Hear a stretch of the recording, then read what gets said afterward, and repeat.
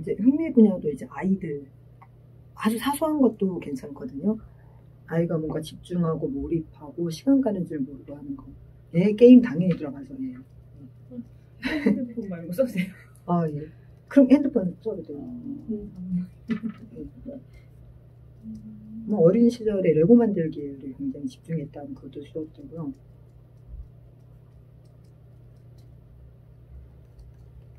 아니면 뭐 가위바위보 하는 거 굉장히 아이가 몰입했다. 운동도 흥미 있어 하는 운동. 그러니까 몸으로 하지 않더라도 이거 보는 거 굉장히 좋아한다. TV에서 그것만 하면 꼭 본다. 이런 것들. 네. 평상시에 잘 관찰하셨어야 되는 것들이거든요. 그 다음에 이제 성격으로 넘어가도 될까요? 네. 네, 이분의 성격은 제가 이제 빅5 코스타와 맥크레이의 이론을 그대로 갖고 와서 성격을 이제 취합하는데요. 개방성. 그러니까 얘가 뭐 낯선 여행 가는 것도 막 싫어하지 않고 거기에서 뭐 낯선 환경 속에서 뭐 새로운 걸 해보는 거에 대해서 두려워하지 않다. 그러니까 이런 친구들은 학년이 바뀌어도 어머니들이 스트레스 안 받죠. 개방성이 좀 낮은 친구들은 얘가 잘 적응을 할까 뭐 이런 좀 걱정을 하시게 되겠죠. 그래서 점수를 0에서 100까지 했을 때 그냥 딱 떠오르는 점수를 주시면 돼요. 그 다음에 이제 성실성은 실제로 계획을 짜고 그 계획을 지켜나가는 거예요. 그래서 성실성이 굉장히 지나친 친구는 약간 좀 답답할 수도 있겠죠. 근데 또 너무 성실성이 없는 친구는 계획을 짤 때도 너무 과하게 짜고 그걸 지킬 의지도 사실은 거의 없고 계획을 짜는 걸 보면 성실성이 어느 정도 나와요. 그런데 이제 외향성은 자기 감정을 표현하거나 자기 생각을 이렇게 표현을 하는 거. 네, 이제 왜 이런 친구들도 있어요. 뭐가 갖고 싶은데 이거 참 좋겠다라고 표현을 해요. 근데 외향성이 높은 친구는 나 이거 갖고 싶어 이렇게 표현을 하겠죠. 아예 외향성이 제로인 친구는 눈으로만 이렇게 보고 표현을 안 하겠죠. 예, 그래서 그 다음에 이제 친화성은 주변 사람들과의 관계예요. 뭐 친구가 많다 적다를 떠나서 몇 명이랑 같이 어울리든 좀 약간 배려도 하고 좀 자기 뭐 좀 약간 포기라고 표현해야 되나요? 예, 좋은 게 좋으니까 뭐 이 정도서 그래서 이런 거 많이 하죠. 너 그래서 화 안 났어? 엄마는 이제 화가 나서 물어. 나는 괜찮아. 이렇게 얘기하는 친구들이 친화성이 굉장히 높을 수 있죠.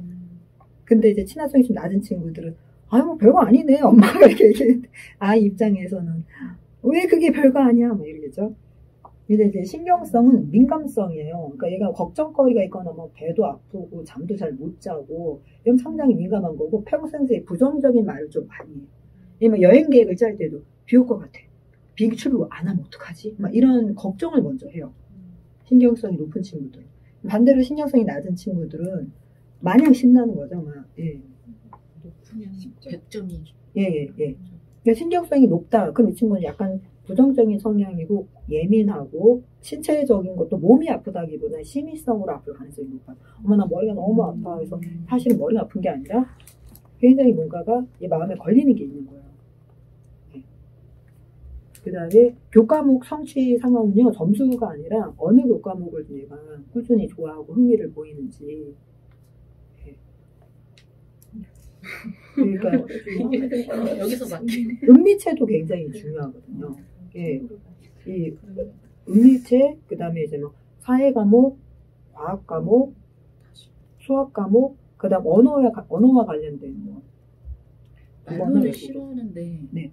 책 읽기는 좋아. 그래도 따라가는. 그거는 의무감이 굉장히 높은 거죠. 그러니까 좋아하는 거는 일단 먼저 숙제를 한다 그래도 본인이 먼저 꺼내서 해요. 네. 그래요? 특별히 딱 눈에 띄는 과목은 없나요? 잘하긴 하는데 싫다면서 잘해. 이거는 어떻게 표현을 해야지? 그러니까 싫지만 성취도는 해. 실제로 성취도는 높아요. 그러면 그 과목 흥미가 있는 건 아니라고 봐야 돼. 그래서 물론 흥미는 어느 정도 성취가 따라오면 자기가 마인드를 바꿔서 흥미를 높일 수도 있는데 약간 위험할 수도 있는 상황이죠. 그래서 동기나 자기 주도성을 높여주는 게 요때 딱 들어가야 되는 게 예, 동기와 자기 주도성이에요. 좋다고 하는데 9% 난다고. 그것도 제가 말씀을 드릴게요. 자, 그러면 일단은 정리한 거 보시면 예.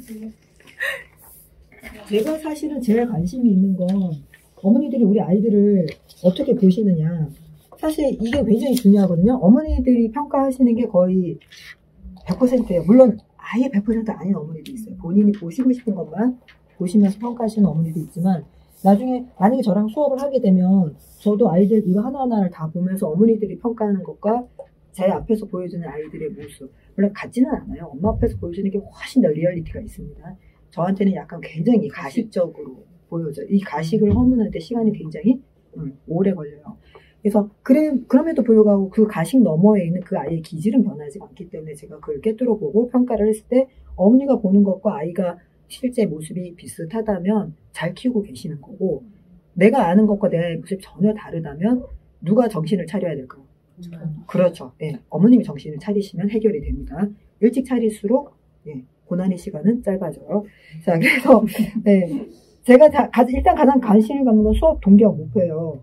독서 능력 향상과 증진, 자기주도. 네, 세영이 여학생. 그 다음에 독서 흥미와 국어 성적 향상, 연지 여학생이요. 네, 다양한 배경 지식 습득과 국어 능력 향상, 지민이 여학생. 다 여학생이네요. 네. 예. 학년이 올라가면서 어려운 단어를 잘 알지 못하고 띄어쓰기, 글씨, 요점 정리 등이 안 된다. 아주 구체적인 상황이에요. 이거. 어머니 생각이 나오죠. 네. 아주 구체적으로 뭘 원하시는지 다이렉트로 딱 말씀을 하시네요. 네. 그래서 일단은 많은 분들이 독서 수업에 대해서 잘 아세요. 독서가 뭐고 책 읽는 거잖아요. 네.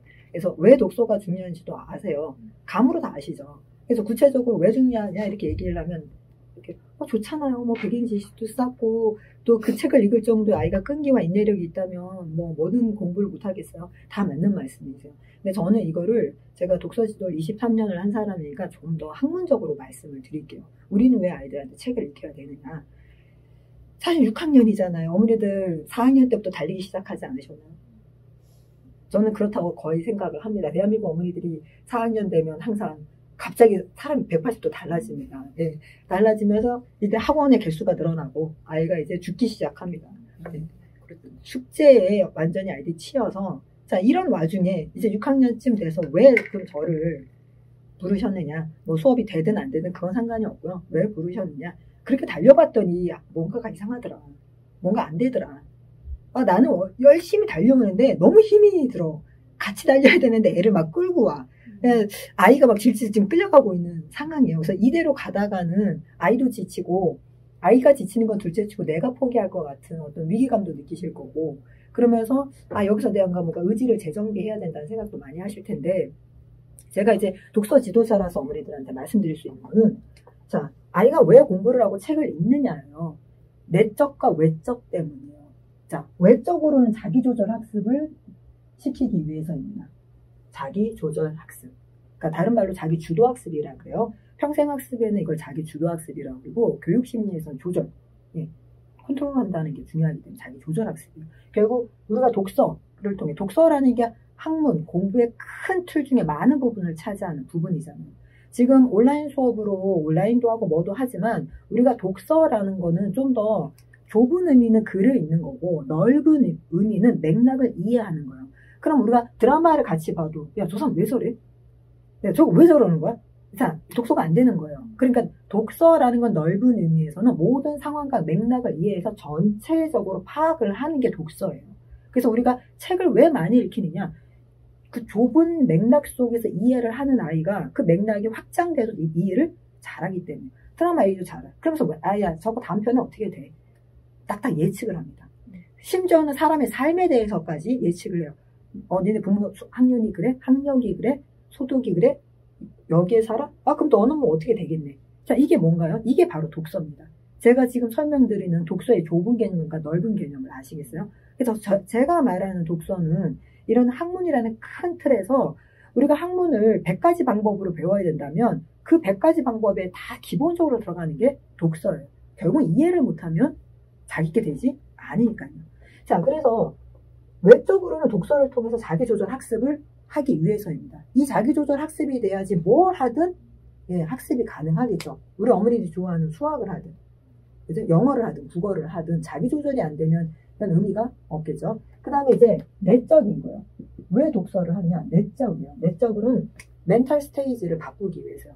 멘탈 스테이지라는 게 내가 정신적인 표상이에요.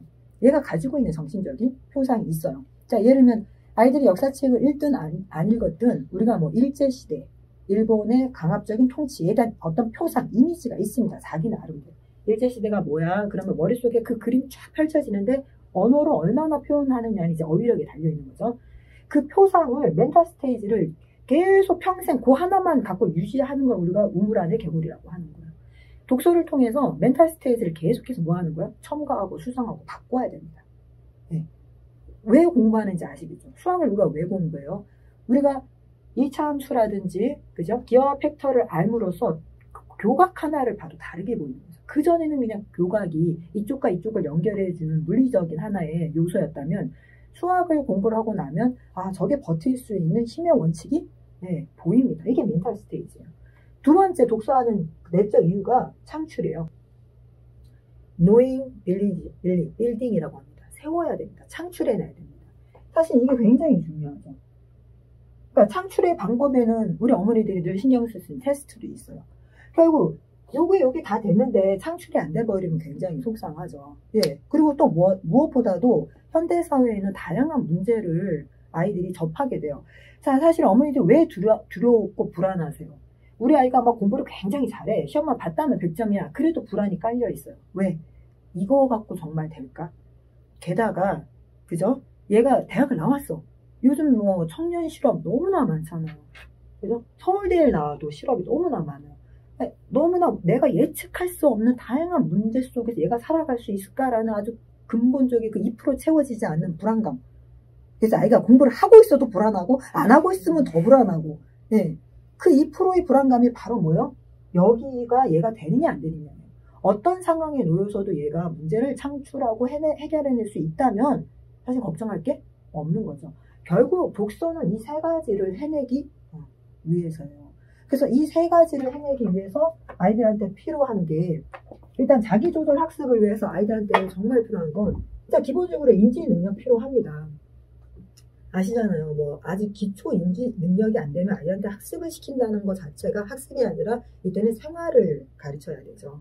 정말 자기 몸을 관리하고 일상생활을 관리하는. 그런데 우리 아이들이 일단 기본 인지가 된다고 생각했을 때는 인지, 그 다음에 정서가 나와야 됩니다. 정서. 마음이 불안하면 일단은 뭐 학습은 아무리 똑똑한 친구여도 화가 나 있는데 시험 문제가 보이겠습니까? 안 되겠죠. 정서 관리. 자, 그 다음에 동기가 있어야 됩니다. 아까 여기 친구가 별로 좋아하지는 않는데 성과는 낸다. 그래서 여기 이제 동기 문제로 이제 넘어가는 거예요. 그럼 이 친구가 인지가 되고 정서는 된다는 거예요. 그래서 뭐가 정서가 되느냐? 엄마와 관계가 좀 좋은 거예요. 또는 그 과목의 선생님, 아니면 그 과목에 대한 정서 자체. 아, 나 그냥 이 과목이 아예 싫은 건 아니야. 거기까지 되기 때문에 성과가 나오는 거야. 이제 그 다음 얘가 이제 결정해야 되는 건 동기예요. 자, 여기서 동기가 뭐냐에 따라서 방향이 확 달라집니다. 그 다음에 어머니들 제일 좋아하는 거죠. 행동이죠. 행동. 나와야죠. 숙제가 50페이지까지 풀어져 있어야 되는 거잖아요. 아니면 푸는 그 모습이라도 보여야 되잖아요. 이런 거는 눈에 안 보이잖아요. 얘만 보이잖아요. 그래서 이거 하나에 어머니들 포커스 맞추잖아요. 그죠? 책을 펼쳐놓고 무슨 생각을 하고 있든 펼쳐놓고 있으면 일단은 읽고 있는 거잖아요. 자, 그 다음에 이제 환경과 사회입니다. 자, 어떤 면에서 여기까지가 가정적인 역할이에요. 예. 사회는 나의 의지하고 상관이 없죠. 오늘의 6.25 전쟁 70주년이지만 아무리 이게 다 갖춰졌다 그래도 전쟁 나버리면 뭐 아무 소용이 없죠. 저희는 또 이제 코로나 시대에 살고 있잖아요. 누가 이거 예측이나 했겠습니까? 저 진짜 작년 12월에 이게 상담을 할 때 아유 이렇게 될 거라고 상상도. 예. 그러니까 이게 사회도 굉장히 영향을 크게 미칩니다. 그래서 실제로 그러니까 작년 올해 그러니까 지금 고2, 고3 재수생 그리고 6학년 예, 6학년 중3 네. 요 친구들은 이제 평생 묶일 거예요. 코로나 세대로. 그러니까 얘네들 왜 우리가 6.25 전쟁 시대에 살았던 그 분들 10대든 60대든 그 전쟁을 동시에 겪었던 그 공통 요소들 소셜 에이지라고 그러거든요. 사회적 나이인데 그 나이대 분들은 똑같은 트라우마와 비슷한 환경을 갖고 계속 자기 삶에 그게 걸림돌이 되거나 넘어야 되는 벽이 됩니다. 얘네는 딱 그거에 묶일 거예요. 그래서 지금 6학년 애들이 지금 이제 학습적인 거나 모든 게 거의 제가 봤을 때는 자기가 발휘할 수 있는 능력이 30%도 발휘하지 못하는 상황일 거고, 요 상태가 이제 계속 연결이 될 거예요. 물론 지금 뭐 고3 친구들에 비하면 6학년은 그래도 어떤 변화에 적응하고 수정할 가능성이 있지만 그래도 각오는 하셔야 돼요.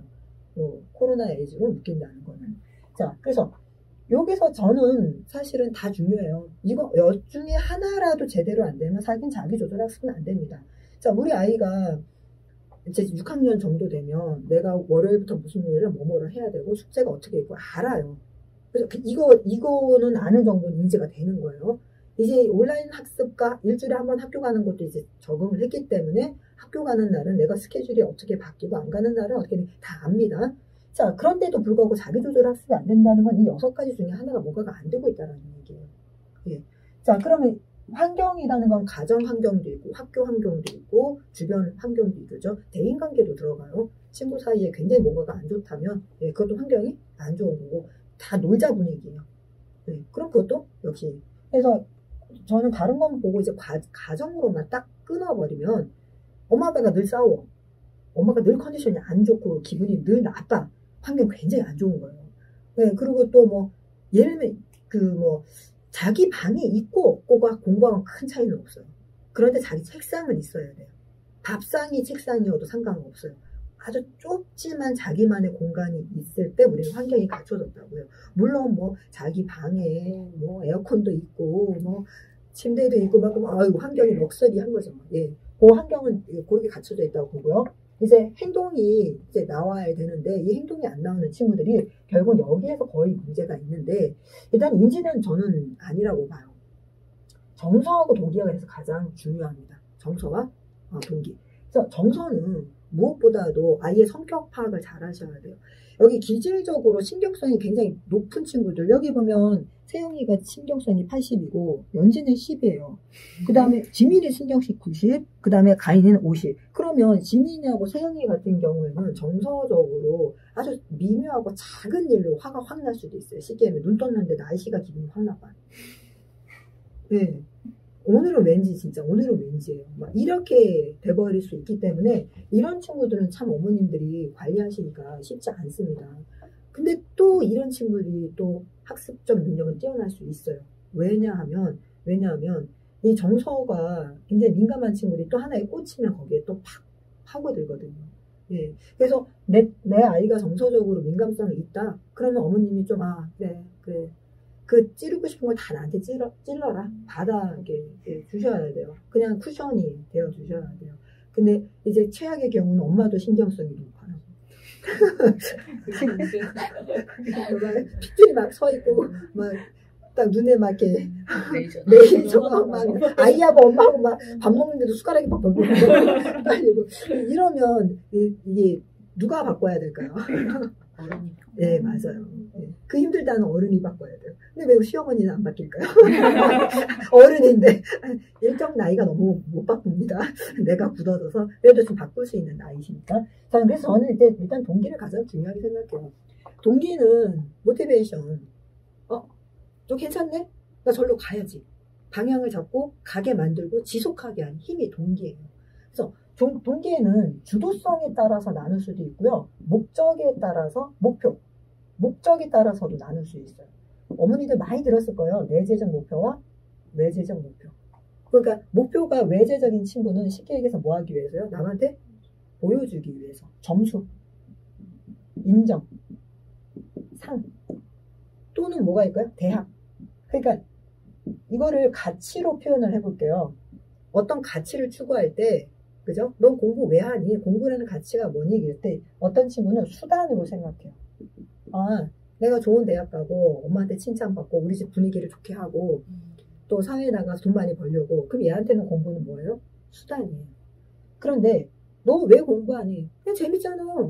모르는 거 배우면 했을 때 머리가 확 맑아지는 기분 좋잖아요. 그냥 모르는 거 배우는 거 좋잖아요. 이건 그냥 공부 자체가 뭐 하는 거예요? 목적이 되는 겁니다. 그러니까 이런 친구들은 답답할 정도로 좋아하는 과목만 공부합니다. 네. 그 부분은 거의 달인이 되죠. 마스터가 되죠. 얘는 돈 벌면 안 돼요. 학문적으로 파고 들어야 돼요. 네. 부모님이 열심히 이제 늙으신 나이까지. 사실은 국가가 이런 친구들 뭐 해줘야 돼요? 예, 편하게 차도 막 사주고 집도 사주고 넌 하고 싶은 공부해. 이 어려운 공부를 좋아서 하다니 감사하죠. 이런 애들이 뭐 하는 거예요? 0.01%의 창조적 발상을 하고 세상을 뒤집는 아이들. 예. 자, 그래서 어머니들이 이거 생각하셔야 돼요. 가치라는 개념으로 생각했을 때 공부를 수단으로 생각하느냐 목적으로 생각하느냐 둘 다 좋아요. 왜? 사람은 유기체예요. 먹고 살아야 돼요. 우리가 왜 일을 합니까? 살기 위해서 일하잖아요. 그죠? 그래서 공부를 수단으로 생각하는 게 나쁜 건 아니에요. 단 수단으로만 만자가 들어가면 아이랑 계속 깊이 생각을 해봐야 돼요. 왜? 돈을 벌기 위한 수단으로 공부한다? 어머니도 아시잖아요. 돈 버는 방법이 공부밖에 없습니까? 그죠? 아니 왜 그 어려운 공부를 해서 돈을 벌어? 쉬운 방법도 너무 많은데 하루 종일 춤추고 뭐 가수 데뷔해도 되는 거고 흔한 말로 비키니 수영복 입고 먹방 찍어도 유튜버에서 돈 엄청 버는데 그러니까 내가 공부를 수단으로만 생각을 해버리면 어느 순간 아이들이 좀 이제 세상을 좀 알고 세상이 얘네 벌써 보이잖아요. 세상이 딱 보이면 내가 뭐 이렇게 공부를 해서 돈을 벌 필요가 없네. 이 방법 아니어도 뭐예요? 돈 버는 방법은 너무나 많은 거예요. 나 오토바이 타는 거 좋아하는데 요즘 뭐 오토바이 배달만 하셔도 기본 3,400 자기가 노력만 하시면 5, 600까지 벌잖아요. 월 수입이. 네? 이런 애들한테 공부를 수단으로만 자꾸 너 그래야지 대학 간다. 너 그래야지 좋은 직장 구한다. 너 그래야지 돈 벌고 산다. 아이한테 공부하지 말라고 자꾸 말씀을 하시는 거예요. 왜? 그거 아니어도 뭐 할 수 있습니까요? 제가 가르친 제자 중에서도 라면만 좋아해갖고 라면 가게 예 서서 먹는 라면 가게예요. 한 3번 말아 먹기는 했지만 대학 안 가고 고등학교 졸업하고 군대 갔다가 이제 반수하는 걸 아이가 아빠하고 협상을 할 때 저를 부르더라고요.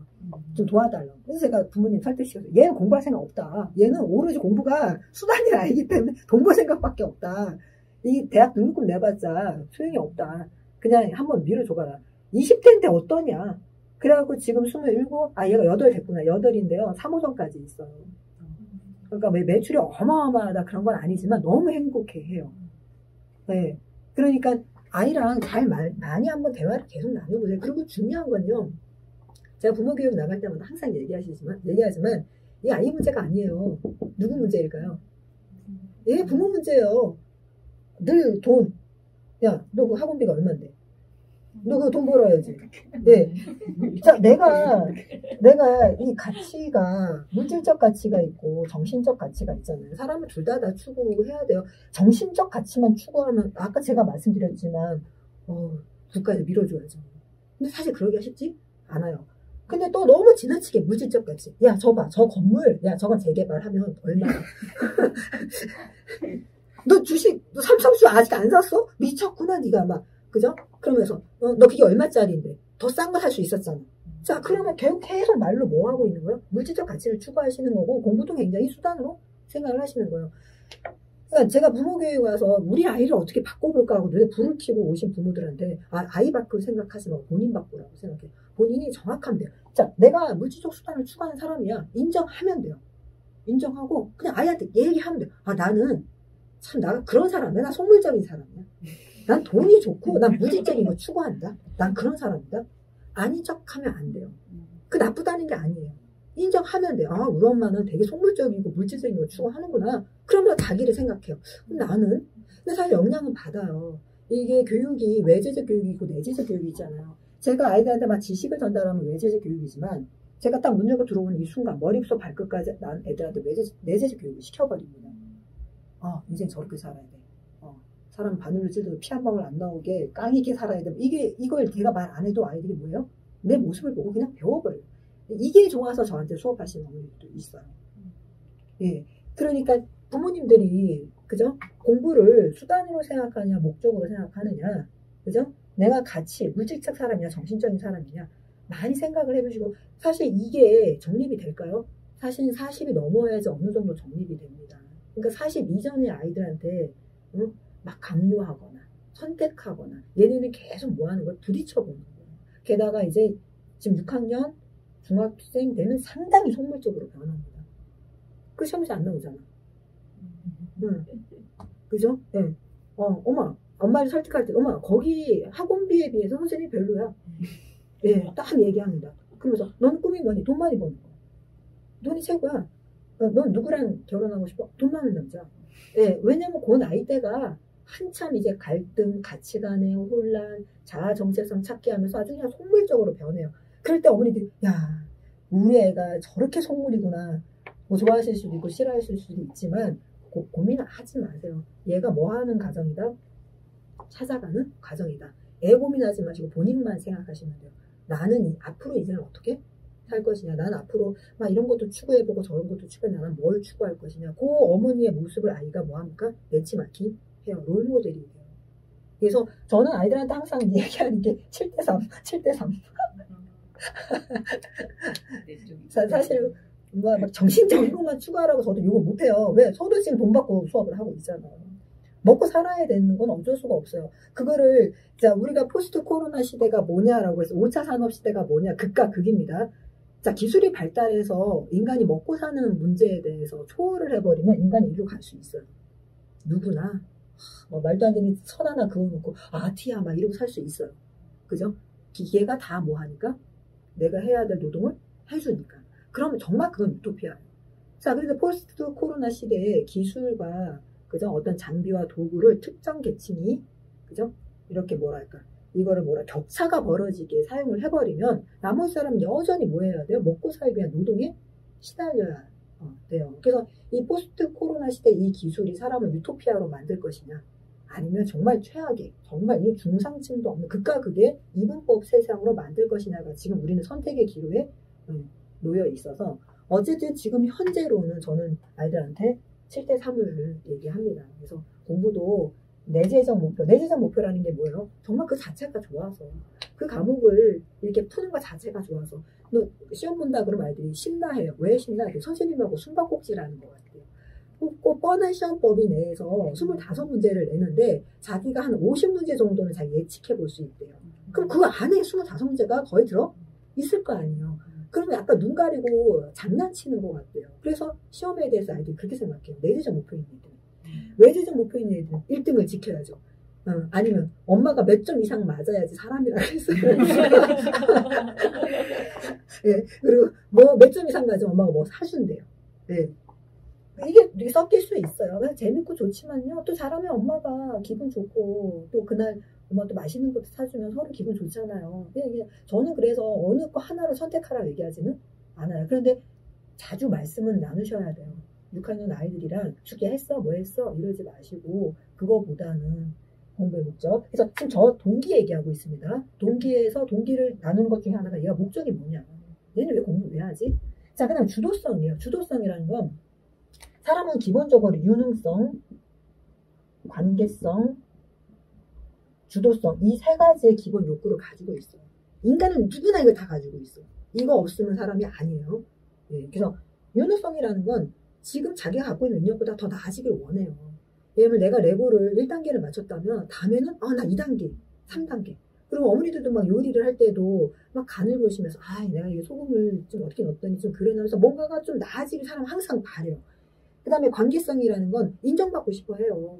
너 이거 잘했네? 야, 너 있으니까 좋아. 그냥 그래서 사람은 뭐 옆에 있기만 해도 그냥 뭐예요? 신나고 좋아요. 이 코로나가 요것 때문에 사람들 굉장히 스트레스 받게 하잖아요. 막 전화통화하고 하는 건 한계가 있어요. 그죠? 그 다음에 이제 주도성은 스스로 하기를 원해요. 이 주도성이 깨져버리면, 그러니까 이거는 삼각형이에요, 삼각형. 요거 중에 어느 꼭지점이 깨져버리면 무너져요. 그러니까 주도성이라는 건 애들이 막 어렸을 때 막 나오잖아요. 숟가락질 못하면서 여기다 갖다 대면서도 자기가 숟가락질 하겠다 그러잖아요. 예. 그리고 공부도 마찬가지. 내가 알아서 한다고. 숙제 못했잖아. 내가 알아서 한다고. 내 주도성을 건드리지 마 이런 뜻이에요. 예. 그래서 이 동기도 주도성에 의해서 주도성이 0인 친구가 있어요. 정말로.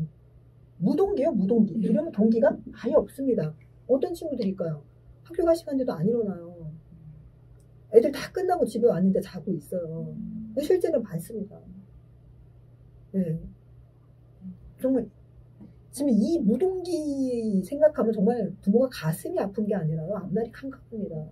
근데 왜 얘가 무동기일까? 이 세 개가 깨졌기 때문이에요. 세 개 중에 하나만 깨져도 무동기로 가버려요. 두 개가 깨지면 자살할 확률이 굉장히 높겠죠. 세 개가 깨지는 건 존재하지 않겠죠. 그 사람이 아니니까. 그럼 우리 아이가 무동기야. 아야 뭐 안 움직여. 이거부터 고쳐야 돼요. 유능성이 문제였는지. 그러니까 뭘 할 때마다 아유 그것도 못해. 넌 이렇게 못해. 아 이 줘봐 내가 해볼게. 내가 해줄게. 그러니까 이런 친구들을 만나서 어린 시절부터 쭉 보면 엄마의 열정이 굉장히 지나쳐요. 아 빨리 신발 갖고 와. 신발도 끈 신발 아니야. 그냥 찍찍이 치는 거. 네. 그리고 주도성 탁 손 치면서 엄마가 탁 해버립니다. 네. 유모차에 딱 묶어놔요. 내리지 마. 그러니까 그렇다고 다 나쁘다는 건 아닌데 그런 아주 사소한 것들이 쌓이고 그렇게 해서 집 안에서 가정 내에서 이 세 가지가 건전하게 못 크니까 삼각형이 작은 아이들이 이제 사회로 나가죠. 어린이집 가고 유치원 가죠. 어떤 현상이 벌어질까요? 삼각형이 크게 발달한 아이하고 부딪힙니다. 그러면서 이 삼각형이 그죠? 흔들려요. 근데 집에 와서 흔들린 삼각형을 다시 붙여주고 괜찮아 해야 되는데 이 작은 삼각형 만든 사람이 누구죠? 그렇죠. 얘가 깨져서 왔는데 집에서 또 깨집니다. 삼각형이 더 작아져요. 그래서 중학생, 고등학생 학교 안 가고 무동기다. 이게 그럼 다 엄마 탓이냐? 아휴, 뭐 저도 부모지만 반성 많이 해요. 사실 생각을 해보면 엄마 탓인 가능성이 상당히 높아요. 엄마 탓인 게 차라리 나아요. 왜? 그럼 엄마가 방임했다는 뜻이 돼버려요. 뭐 할머니 손에 컸거나 여기 이 사람 저 사람 손에 컸다. 그러면 해결이 불가능해요. 그런데 엄마 탓이면 차라리 원인을 제공한 자가 뭐 하면 돼요? 그렇죠. 절대 안 내줘요. 무릎 꿇으시면 돼요. 무릎 딱 꿇고 빌면 돼요. 내가 미안하다. 아 진짜요. 정말 이게 농담 아니에요. 무릎 딱 꿇으시면 돼요. 엄마가 너무 미안해. 엄마 진짜 많이 잘못했어. 나는 너를 위해서 한 일인데 다 나를 위해서 한 일이었어. 내 속 시원하고 내 마음 편하자고 너한테 막 말했고 막 행동했어. 정말 미안해. 그럼 처음에 애가 이 여자 왜 이래? 뭐 하자는 거지? 이래. 한 5번 무릎 꿇고 빌어보세요. 애가 막 웁니다. 그리고 엄마가 상상도 못했던 얘기예요. 내가 4살인가 5살 때 뭘 했을 때 엄마가 뭐 어떻게 했고 엄마 눈빛이 어땠고 다 얘기합니다. 예. 1대4의 법칙만 기억하시면 돼요. 그러니까 내가 1년 동안 아이를 그렇게 이렇게 좀 억압을 했다. 삼각형을 작게 했다. 그거 회복하는 데 4년 걸린다고 생각하시면 돼요. 사람 인생은 길어요. 그러니까 빨리 깨닫고 빨리 회복을 하시면 아이가 공부도 하면서 성장하면서 그 삼각형의 틀을 다시 재조립해요. 항상 기회는 있어요. 그래서 엄마 탓이라는 말이 저는 굉장히 가슴 아픈 말인데 가능성과 긍정의 힘이 있는 말. 엄마 탓이면 내가 뭐 하면 되는 거예요? 바꾸면 되는 거예요. 그래서 주도성이 0이면 무동기? 그러면 주도성이 100이면 당연히 이게 뭐예요? 자기 조절이죠. 막 행복합니다. 하고 싶어요. 자기가 다 계획을 짠 걸 또 막 뭐요? 실천을 해요. 그 다음에 요 단계, 여기가 이제 외부 조절이겠죠. 예. 근데 부가된 조절일 거고, 그 다음에 이쪽이 융합된 조절이에요. 이거는 이제 자기 부가. 지금 어려운 말인데 쉽게 얘기하면 외부 조절은 해. 안 해? 때려. 맞아. 먹어. 먹지 마. 이거예요. 그럼 아이는 그냥 먹어 하면 먹고, 먹지 마 하면 안 먹고. 자기 주도성이 아예 없는 건 아니죠. 자기 숟가락으로 먹으니까 한 10밖에 없다고 봐야 되겠죠. 그럼 결국 다 외부죠. 지금 우리 아이가 학습에 있어서 2단계는 아니잖아. 너 앉아. 공부해. 이거 아니잖아요. 그죠? 자, 부가된 건 뭐냐면 공부해야 된다는 건 알아요. 그런데 엄마가 해. 아, 빨리 해. 아, 알았어요. 네. 요 단계 한 30 정도 되겠죠, 주도성이. 예. 그 다음에 자기 부가는 자기도 해야 된다는 걸 알고, 나 이거 해야 되는데, 근데 몸이, 행동이 안 따라. 소파에 누워갖고, 나 이거 해야 되는데, 엄마 지금 몇 시지? 야, 5분 뒤에 학원 가야 돼. 막 이러는 단계. 자기가 자기한테 뭔가를 시키려고는 하는데, 몸이 막 안 따라주는 단계, 막 50. 자, 이제 융합된 거는요, 해요. 공부 왜 해? 뭐 즐거워서 하나요? 해야 되니까 하는 거지. 인생 살려면 공부해야 되는 거예요. 그러니까 이 융합된 자기조절과 정말 자기조절의 차이는 기쁨이 있느냐 없느냐. 얘는 합니다. 그냥 막 원형 탈모가 생겨도 하고 손톱을 부러뜨리면서 해요. 그런데 여기 뭐가 없어요? 기쁨이? 없어요. 근데 얘는 뭐예요? 똑같은 걸 해도 막 좋아서 해요. 신나서 해요. 네. 자, 이 말은 무슨 뜻이냐? 어머니의 간섭이 크면 클수록 아이를 망친다는 뜻이에요. 그래서 제가 초등 저학년 팀 이렇게 의뢰가 들어오면 어머니들하고 거의 서약에 가까운 약속을 받습니다. 제발 숙제에 신경 쓰지 마라. 그냥 예를 들면 화요일이 논술 수업이 있는 날이네. 그 숙제가 많은데 참 힘들겠다. 요 정도만. 내가 화요일에 논술이 있고 숙제가 많지. 요 정도만 깨우칠 수 있을 정도. 이제 하고 싶은 뒷말은 다 집어넣는 거죠. 그러니까 지금 꺼내서 뭐라고 개입을 한번 짜보자. 요 뒷말은 그냥 혼자 속으로만 막 돌을 닦으면서 하고 거기까지만 교양 있게 얘기를 하고 딱 뒤를 돌아서 확 하는 거예요. 혼자 중얼중얼. 네. 그거를 제가 서약을 거의 시킵니다. 그러면 아이들이 숙제를 해오든 못 해오든 이 자리에 오잖아요. 저희가 혼내거나 그러지 않아요. 이거 저는 굉장히 중요시 여기기 때문에 혼내잖아요. 그래 못한 이유가 뭘까? 그래서 아이가 모르겠는데 못한 이유를 얘기하면 그러면 네 이유는 그거구나. 그럼 다음 주에는 어떻게 한번 해볼까? 하고 아이가 자꾸 문제 해결을 하도록 합니다. 어떤 친구는 1년이 걸리는 친구도 있어요. 괜찮아. 우리 어떤 방법일까 다 같이 의논합니다. 책을 못 찾았대요. 너무 심각한 거잖아요. 내가 진짜 고맙다, 야. 네가 책을 찾으려고 했으니까 책이 안 찾는 걸 아는 거잖아. 아예 그런 책이 있는지조차도 몰랐으면. 그래서 굉장히 고맙다. 그래서 이 책을 못 찾았대. 어떤 방법이 있을까, 애들이. 책꽂이 하나를 논술책만 넣어놔요. 자기는 가방에다 책을 넣으면 거기서 안 꺼낸대요. 숙제할 때만 거기서 꺼낸대. 돌아다니지 않게. 또는 자기 책은 무슨 도장 같은 걸 찍어서 만지지 마시고 이렇게 여러 가지 아이디어를 얘기해서 너는 어떤 방법이 있어? 아이가 또 자기 나름 방법. 그럼 요 방법 한번 해보고 일주일 뒤에 또 얘기해보자. 또 다른 좋은 방법이 뭐가 있는지. 이런 식으로 지금 제가 계속 얘한테 뭐 하고 있는 거예요? 멘탈 스테이지와 창출을 계속 조절하고 있는 거예요. 이게 독서 수업입니다. 책을 읽고 와서 내용을 알고 어휘를 물어봐서 그 단어 설명하는 거. 그거는 그냥 집에서 어머님만 하시면 되죠. 그거는. 제가 하는 건요. 아이가 성장 발달에 맞춰서 뇌가 이 아이 뇌가 최적화될 수 있도록 아이한테 자꾸 뭐 하는 거야? 자극을 주는 거야. 뇌 자극을 자꾸 주는 게 저의 독서 수업입니다. 독서는 그래서 하는 거예요. 네. 제가 지금 동기에 대해서는 오늘 설명을 드리지만 인지도 메타인지가 있고 근양인지가 있거든요. 그래서 근양인지에서는 스마트를 아셔야 되고 메타인지에서는 사실 메타인지가 중요하거든요. 너 자신을 알라. 그래서 모니터링. 내가 뭘 아는지 모르는지. 그리고 모르면은 어떻게 이걸 알아야 되지? 컨트롤. 이거 굉장히 중요하거든요. 이건 아이들하고 제가 다 계속 설명을 할 거예요. 그 다음에 행동, 환경, 사회. 예. 그래서 자기조절에서 동기, 어머니들 간섭을 하지 않아야 주도성이 생긴다. 요거 꼭 기억하세요. 이거 삼각형. 우리 아이의 삼각형이 잘 예쁘게 만들어졌는지 크기가 크고 튼튼한지 어머니들은 나는 우리 아이를 어떻게 키울 거지? 이것만 생각하시면 돼요. 이게 크고 튼튼한 아이. 예. 그리고 이제 마지막에 가치. 이거는 어머니 본인이 더 많이 생각해 보셔야 돼요. 예. 그 다음에 이제 내적인 걸로 독서를 통해서 멘탈 스테이지를 변화시켜야 돼요. 아까 얘기했지만 표상, 자기가 알고 있는 지적인 세계. 예. 우물 안에 개구리. 딱 요 틀만 가지고 있으면 세상을 계속 이 틀로만 봅니다. 그래서 독서를 통해서 간접 경험을 하는 거죠. 예, 그리고 이 독서라는 게 문학과 비문학이 있으니까 문학은 간접 경험이에요. 우리 뇌는 굉장히 단순해요. 우리가 드라마를 왜 재밌게 보는지 압니까? 뇌는 그 드라마 속의 주인공이 본인이라고 생각하기 때문에.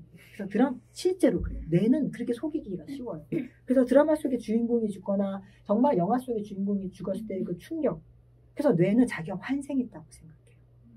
그래서 드라마 많이 보신 분들 보면 이런 얘기. 됐어. 하는 게 다 그렇지. 아이들도 그럽니다. 심지어는 초등학생들도 선생님 다 그런 거예요. 남녀가 다 그런 거예요. 이게 자기가 환생했다고 생각을 해요. 그래서 우리가 좋은 문학작품이는 고전, 클래식. 왜 고전이고 클래식이에요? 시대를 초월해서 늘 고민해야 되는 거, 생각해야 되는 거, 갈등해야 되는 주제가 그 작품 속에서 나옵니다. 작가가 정해놓은 방향이고 옳다 옳지 않다를 떠나서 같이 주인공이랑 고민하면서 이게 어느 게 옳은 걸까? 막 그 고민하는 과정에서 뇌는 성장을 하는 거예요. 예, 그래서 뇌를 속이기는 굉장히 쉬워요. 그 다음에 이제 비문학은 말 그대로 뭐 하는 거예요? 지식을 쌓는 겁니다. 자, 그래서 의미적 지식이 있고 일화적 지식이 있어요. 네, 그럼 마지막에 절차적 지식이 있겠죠. 자, 절차적 지식은 어떤 순서예요? 뭐 책을 읽을 때 뭐부터 하고 뭐 한다. 옷을 입을 때 어떻게 한다. 이 치매 오신 분이 절차적 그 뇌 부분이 망가지면 옷 가만히 들고 이거 뭐부터 해야 되지? 이러죠. 숟가락도 들고 가만히 있죠. 그래서 하나씩 뭐 해줘야 돼요? 시켜야 돼요. 밥을 푼다, 입을 벌린다, 넣는다, 씹는다, 삼킨다까지. 예, 절차적 기억이 망가지는. 의미적 기억은 우리가 지식이라고 얘기하는 것들이에요. 보통. 예, 뭐 대한제국은 1897년에 건국되었다. 뭐 이런 식의 의미적 지식. 그다음에 일화적 지식은 본인의 경험이에요. 그래서 일화적 지식이 망가지신 분들 보면 쫙 일화적 지식을 하나의 카드 슬레이트라고 했을 때 70년의 슬레이트가 있을 때 쫙 사라지고 16살의 슬레이트만 남아있으면 본인은 16살이라고 생각을 하게 되는 거죠. 의미적 지식이 없어지면 말 그대로 정말로 뭐야? 냉장고에서 그 과일 꺼내서 드세요. 그럼 냉장고가 뭔지를 모르는 거예요. 그래서 사람은 요 색 중에 하나가 그죠? 망가지기 시작하면서 치매의 증상이 나타나는데 아이들이 지식을 넣는 건 반대예요. 이런 것들이 다 복합적으로. 그러니까 독서를 한다는 건 이 지식이 다 동시에 뭐 한다는 거예요? 싹 다 들어간다는 얘기예요. 그래서 멘탈 스테이지가 바뀝니다. 확장이 돼요. 그리고 제가 말씀드렸지만 마지막 제일 중요한 건 창출이죠. 그냥 창출이 아니에요. 아이들한테 책을 읽고 오라고 할 때도 그냥 읽고 오라고 하지 않아요. 멘탈 스테이지를 바꾸기 위해서는 핵심을 딱딱 찝어내야 돼요. 그리고 그 다음에 뭐 해야 돼요? 그걸 딱 요약을 해야 돼요. 요약을 딱 해온 거를 보면 느낌이 딱 옵니다. 자, 예를 들면 여기 지금 우기가 있지만 우기는 요약을 할 때 자기 감정 요약을 굉장히 많이 해요. 스토리 요약은 거의 없어요. 왜 그럴까요? 얘한테는 이 세 개의 지식 중에 이 일화적 지식이 너무나 중요해요. 감성이 뛰어난 아이예요. 그러니까 우리 흔한 말로 쟤는 약간 건조해. 딱 쟤는 이과형이야. 이런 애들은 요약하면 딱 뭐만 할까요? 주인공 누구는 뭘 했고 뭘 했는데 뭘 했다.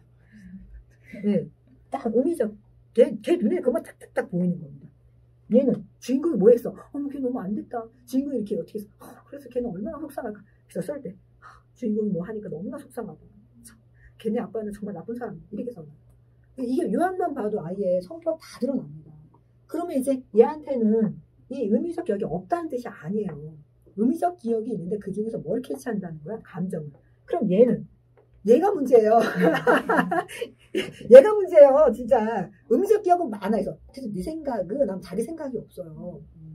너는 어떻게 생각해? 우리 엄마가요 이랬대요. 아까 그건 어머니 생각이고 네 생각은 저요? A면 A인 거고 B면 B인 거지. 그게 무슨 생각이? 네. 그래서 이런 대입 논술에서는 또 얘가 유리해요. 대입 논술에서는 누가 네 생각 물어봤어? 네가 얼마나 독해를 잘하는지 내가 물어보고 있잖아. 소설 잘 쓰겠죠. 자, 사회생활은 내가 더 잘해요. 사회생활은 뭐 말하지 않아도 진짜 눈치코치가 100단이에요. 얘네들. 그게 다 장단점이 있어요. 그러니까 저는 독서 수업을 할 때 그 장단점을 다 뭐 하는 거예요? 적절히 이용을 하는 거죠. 그렇게 해서 아이가 결국 뭐 하게 만들어내요? 지식을 창출하게. 그래서 지식 창출의 방법은 다양해요. 글로도 쓸 수 있고 말로도 할 수 있고 그림으로 표현할 수도 있죠. 사실 저는 그림으로 표현하는 거 굉장히 중요하다고 생각해요. 우리가 뭔가 똑같이 그리고 화가가 될 그런 걸 얘기하는 게 아니라요. 사람은 표현해야 돼요. 그걸 몸으로 표현하는 사람이 운동선수이고 무용가인 거예요. 그림으로 표현하나 글로. 우리는 근데 항상 우리 조선은 이 학자의 나라라서 글로 표현하는 거 훌륭하게 생각하시는데 뭘로든 표현하면 괜찮습니다. 말로도 표현해도 되고. 근데 이제 이 창출을 할 때는 저는 항상 요거는 봐요. 그러니까 듣는 어휘가 있고 읽는 어휘가 있고 말하는 어휘가 있고 쓰는 어휘라는 게 있잖아요. 그래서 사실은 얘가 이런 멘탈 스테이지가 확장된 친구라면 이 쓰는 어휘에서 확실히 달라집니다. 그러니까 듣는 거는 제일 어휘력이 높아요. 우리가 정말 한 번도 들어보지 않은 외국 가갖고 알아듣습니다. 신기하게. 그들이 막 뭐라고 막 얘기를 해도 난 욕하는 것 같은데 막 알아들어요. 그러니까 듣는 어휘는 상당히 사람이 많아요. 근데 이제 이 듣는 어휘에 그 다음 많은 게 말하는 어휘예요. 그래서 아이들 보면 말은 막 천상유수인데 막상 써보라 그러면 없다. 이 스테이지가 작아서 그래요. 그래서 말하는 어휘가 그 다음 많고요. 그 다음에 이제 읽는 어휘예요. 그래서 읽는 어휘가 그 다음에 쓰는 어휘가 제일 작아요. 그래서 사실은 이제 요즘 대입이 계속 논술이 줄어들고 있는데 우리나라 전체 국가의 발전을 위해서 논술이 중요해요. 내가 뭐 독서 논술 지도사서 살아서 그런 얘기가 아니라 실제로 이쪽 학문 분야를 아시는 분들은 저랑 다 공감하실 거예요. 얘가 써놓은 게 본인입니다. 글은 본인이에요. 가지고 있는 지식, 생각, 가치관 한 번에 쫙 나오는 게 글이에요. 말로는 거짓말할 수 있어요. 생각은 이거 하면서 말로는 사람 눈을 보면서 내가 무슨 말을 했던 눈빛이 딱 변해. 그럼 바로 방향을 바꿔서 이렇게 그 정도는 되잖아요. 그거 안 되면 안 됩니다. 우리 아이가 그거 돼야 돼요. 엄마 있잖아, 내가 오늘 수학 시간을 봤는데 한 문제를 1분 했는데 안 틀리고 내가 되게 높았잖아. 근데 내 친구는 틀렸다. 너무 눈빛이 또 팍 밝아져. 그치? 엄마 내가 걔가 잘했다. 이게 머릿속은 뭐 하고 있어요? 이거 틀렸는데 젠장 막 이러고 있는데 그 상황의 맥락과 눈빛을 통해서 말로는 뭐 할 수 있어요? 바꿔요. 글은 그게 안 됩니다. 글은 절대. 만약에 그렇게 해버렸다면 글이 어떻게 돼버려요? 얘는 뭔 말을 써놓은 거야. 뭐 어쩌라고 이렇게 돼버리는 거야. 네. 그래서 정말 이게 쓰이는 게 중요해요. 그래서 저는 글쓰기 많이 해요. 그래서 제가 지금 말씀드리는 건 두 가지예요. 이런 이론적인 건 제 머릿속에 있고 어머니가 이걸 기억하고 계시면 어머니가 여기 서서 하셔야죠. 네, 듣고 그렇구나 생각하시면 되고요. 제가 이제 말씀드리고 싶은 건 23년 동안 독서 논술 수업을 했을 때 우리 어머니들이 독서의 중요성을 너무 피상적으로 알고 있더라. 피상적으로 알고 있으니까 다른 과목에 밀립니다. 자, 그렇게 밀려서 아이를 키웠더니 결과가 어때요? 대학은 들어갔어요. 맨날 엄마 그거 어떻게 해야 돼? 야, 그 직장 상사가 요즘 애들은 내가 진짜 막 이래. 직장 상사가 얘는 뭘 다 똥인지 된장인지 1부터 5번까지 다 가르쳐줘도 못 알아들어. 이 상황이 벌어집니다. 그러니까 그게 우리가 원하는 인재는 아니에요. 이제는 그런 인재는 사실은 힘듭니다. 정말 더 힘들어졌어요. 이 포스트 코로나 시대에 우리가 원하는 인재는 정말 뭐하는 인재요? 이게 딱 돼야 돼요. 그런 아이를 키우기 위해서 독서가 굉장히 중요하고 학습이 중요합니다. 학습이 중요해요. 독서만이 아니라 학습이 중요한데 그럼 독서는 왜 중요하냐? 아까 처음에 얘기했듯이 그 모든 100%의 학습의 99%의 기본이 뭐기 때문이에요? 독서이기 때문이에요. 제가 얘기한 독서는 아까 뭐라 그랬죠? 확장된 의미의 독서. 맥락을 이해하는 거. 자기 걸로 만드는 거. 나 글자 읽을 수 있는데 나 글자로 읽었는데 이건 독서가? 아니죠. 예. 그래서 제가 24년 동안 수업을 하면서 우리 어머니들이 독서의 중요성을 너무 피상적으로 알고 있어서 아주 확실하게 이제 확실히 아시겠죠. 왜 독서가 중요한지 그걸 설명드리고 싶었고요. 두 번째는 이제 앞으로 우리 아이들 공부의 시작이잖아요. 정말 시작입니다. 30살까지 40살까지 공부할 수도 있어요. 이 공부의 시작에 내가 우리 아이한테 진짜 다이아몬드 수저도 지어주지 못하고 금수저도 지어주지 못한다면 최소한 뭐는 지어줘야 돼요?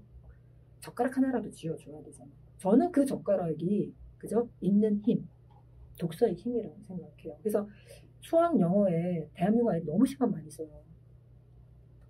진짜 사실 수학이라는 과목은요. 이거 굉장히 중요합니다. 아니면 머리 녹아내려요. 자, 이게 무슨 소리냐면 중학교 1학년 수학이 전체 대한민국 아이들 평균 표준에 맞춰 놓은 거지 내 아이가 거기 딱 맞다고 볼 수 없어요. 내 아이가 이 사람의 뇌 발달이요. 뇌에 7가지 영역이 있는데 그게 사람마다 발달하는 정도나 불이 켜지는 시간 차이가 굉장히 커요. 가장 학술적으로 정확한 건 남녀는 2년 차이가 납니다. 심하면 4년 차이. 예. 그래서 지금 같은 초등학교 1학년이 남녀가 8살에 동시에 들어가죠. 진짜 이건 다 여자 어머니들이시니까 제가 당당하게 말씀드리지만 전 아들 엄마거든요. 예, 불리합니다. 두들겨 맞습니다. 맨날 등짝 스매싱 당합니다. 2살 차이 나요. 그래서 사실 남자애들은 10살에 초등학교 입학해야지 여자애들이야. 그러니까 한마디로 여자애들이 얼마나 분통이 터지겠어요. 속이 터지는 거야. 이게 뭐 알아듣지도 못하고 아이고 진짜 이거는 내과 하기도 바쁜데 이거는 이 가위도 요러고 앉아갖고 얼마나. 근데 여자애들 마음도 이해는 가요. 이게 내 발달상 그렇게 2년이나 차이가 나고 나중에 이게 사춘기가 되고 나면요 4년 차이가 나요. 네, 남자애들은 사춘기가 30살까지, 여자애들은 26살까지가 사춘기예요. 그래서 여자애들은 26살이 되면 인생이란 결론이 나고 열심히 뛰는 남자애는 그때까지 또 술 마시면 전화야 친구야 불러내고 철이 너 언제 정신 차려? 30살쯤 돼야 정신 차립니다. 그래서 이게 4년 차이는 궁합도 안 본다는 말이 참 우리 조상들이 이 뇌교육에 대해서는 이거 뭐 진짜 앞서가신 것 같아요. 만약에 이 사춘기 발달, 뇌 발달, 그러니까 사춘기가 1, 2년에 끝나는 문제가 아니라 14세에 시작해서 서로 거의 15년에 걸치는 문제이기 때문에 20대 아들을 보고도 사춘기가 아직 안 끝났구나. 이러셔야지 어머니 우리 중2인데요. 사춘기 끝나죠. 중3인데요. 사춘기 곧 끝나겠죠. 뭘 끝나요? 이제 시작인데. 단지 중학교 1, 2, 3학년 때는 그 사춘기에 적응을 하느라고 굉장히 이상한 행동을 하는 거고 나머지는 적응을 해서 좀 사는 거예요. 그래서 30살이 돼야지 대화가 좀 됩니다. 그전엔 이성적인 대화 잘 안 돼요. 그래서 이 수학이라는 과목이요. 뇌가 발달해야지만 받아들일 수 있어요. 그래서 우리 아이가 얘는 수학적 머리가 없어. 얘는 왜 이렇게 못 알아들어? 아니면 얘는 수학을 너무 잘해. 이게요. 그런 성향의 차이가 아니에요. 남학생, 여학생 성향의 차이가 아니고 내 아이의 뇌에 어떤 부분이 먼저 불이 들어왔느냐. 얼마나 커가고 있느냐. 중학교 1학년 때 이해 못해도요. 고3 되면 이해합니다. 어차피 수능은 고3 해봐요. 중학교 1학년이 고3 문제 풀고 있으나 고3 돼서 고3 거 풀어나 사실은 고3 것도 없죠. 고2에서 수학은 끝나죠. 고3은 계속 반복이잖아요. 똑같아요. 그러니까 좋아하실 것도 없고 슬퍼하실 것도 없어요. 아이가 엄마 나는 수학을 못하나 봐. 나는 수학하고 거리가 멀어. 아니야. 너의 7개의 뇌 중에 다른 부분이 먼저 막 꽃이 피느라고 이 부분이 늦게 꽃 피는 거야. 너 꽃밭에 꽃이 여기가 꽃이 피고 여기가 꽃이 덜 핀다고 안 이쁜 거 아니잖아. 기다리면 돼. 걱정하지 마. 그리고 그 친구가 잘하는 건 걔가 더 똑똑한 게 아니라 얘는 이쪽 부분에 꽃이 먼저 핀 거야. 너하고는 다른 거야.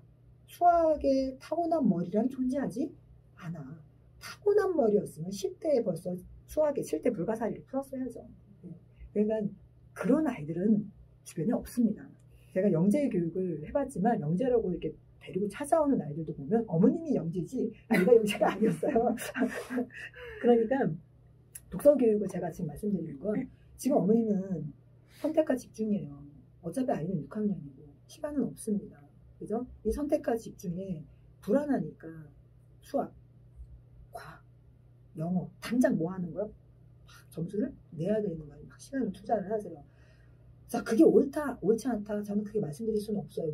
왜냐하면 저는 지금 100m 상공에서 내다보는 거고 어머니들은 아이랑 같이 눈높이에서 좀 바라보고 있기 때문에 제가 100m 상공에서 어머니 막 개미 같아요 막 해봤자 예? 개미요? 이렇게 되지 이게 안 보여요. 그래도 그나마 제가 이 일을 오래 했고 또 아이들도 키우고 했던 그런 제 노하우를 지금 어머니한테 말씀드리면 선택과 집중일 때 무엇을 선택하고 무엇을 집중해야 되느냐를 어머니가 잘 생각하셔야 돼요. 그래서 당장을 볼 것이냐 정말 아이 인생 전반적으로 볼 것이냐 그죠? 고3 고등학생을 볼 것이냐 그리고 고등학생도 끝이 아니죠. 대학 들어가서도 계속 뭘 해야 될 때 정말 얘한테 쥐어줘야 되는 그죠? 수저가 뭘까 젓가락이 뭘까 생각을 해보시면은 지금 얘한테는 반드시 맥락을 읽고 이해하는 힘을 키워주셔야 돼요. 예. 그래서 제가 지금 오늘 일단은 설명은 이걸로 마칠게요. 네. 그래서 궁금하신 거 있으면 질문 주시면 제가 질문 성실하게 답드리겠습니다. 대형 학원을 말하는 다니면은 메이저급 막 이렇게 뭔가 막 아웃풋 뭐 하는 게 많잖아요. 눈에 보이는 여러 네. 가지를 하고 있고. 근데 어느 순간 이제 애는 그 좋고 싫음이 없고 사실은 또 외동이다 보니까 제가 뭐 이렇게 결정을 해서 뭐 이렇게 하면서 이렇게 했는데 어느 순간 보니까 얘는 싫어하지 않고 얘는 따라가고 있는데 구멍이 많겠다는 생각이 들어서 이제 저는 그래서 영어 도서관으로 이제 옮겼어요. 예. 근데 그러면서도 항상 불안한 게 한편으로는 막 어떤 애들은 뭐 대형 시험 봤는데 뭐 나오고 뭐 이런 거 하면은 근데 얘가 이제 책으로 가는 게 맞다고는 제가 정했는데 과연 얘가 책으로 해도 구멍이 없이 그러니까 늦게 천천히 가지만 따라가면 되는데 그 대형처럼 나중에 결과를 봤는데 이제 왜냐면 영어 도서관이나 이런 독서는 눈에 딱 보이는 게 아니잖아요. 그러니까 어느 순간 이제 또 막 이렇게 불안이 오면은 이렇게 나는 늦게 가기로 하고 마음을 먹고 가고 있는데 이게 또 어느 순간 보면은 이게 아무것도 아니니까 이게 좀 불안하다. 그리고 또 그러니까 책을 정말 읽는 것도 어떤 사람들은 다독을 해야 된다 그러지만 또 책을 읽어도 얘가 과연 이거를 정말 잘 읽고 있는 건가? 아니면은 그냥 눈으로만 읽는 건가? 이런 이제 그런 거가 약간 좀 딜레마가 있더라고요. 그러니까 책이 중요한 건 알아서 이제 하고는 있는데 과연 얘가 잘 하고 있는 건지 아니면 그때 돼서 이게 또 주변에 또 애들마다 또 다르다. 네. 물론 다 이게 다 케이스 바이 케이스지만 좀 그게 조금 걱정도 되고 약간 그게 네. 그런 게 있더라고요. 예. 아주 대표적인 누구나 공감할 수 있는 고민 말씀해 주셨어요. 감사합니다. 예, 맞아요.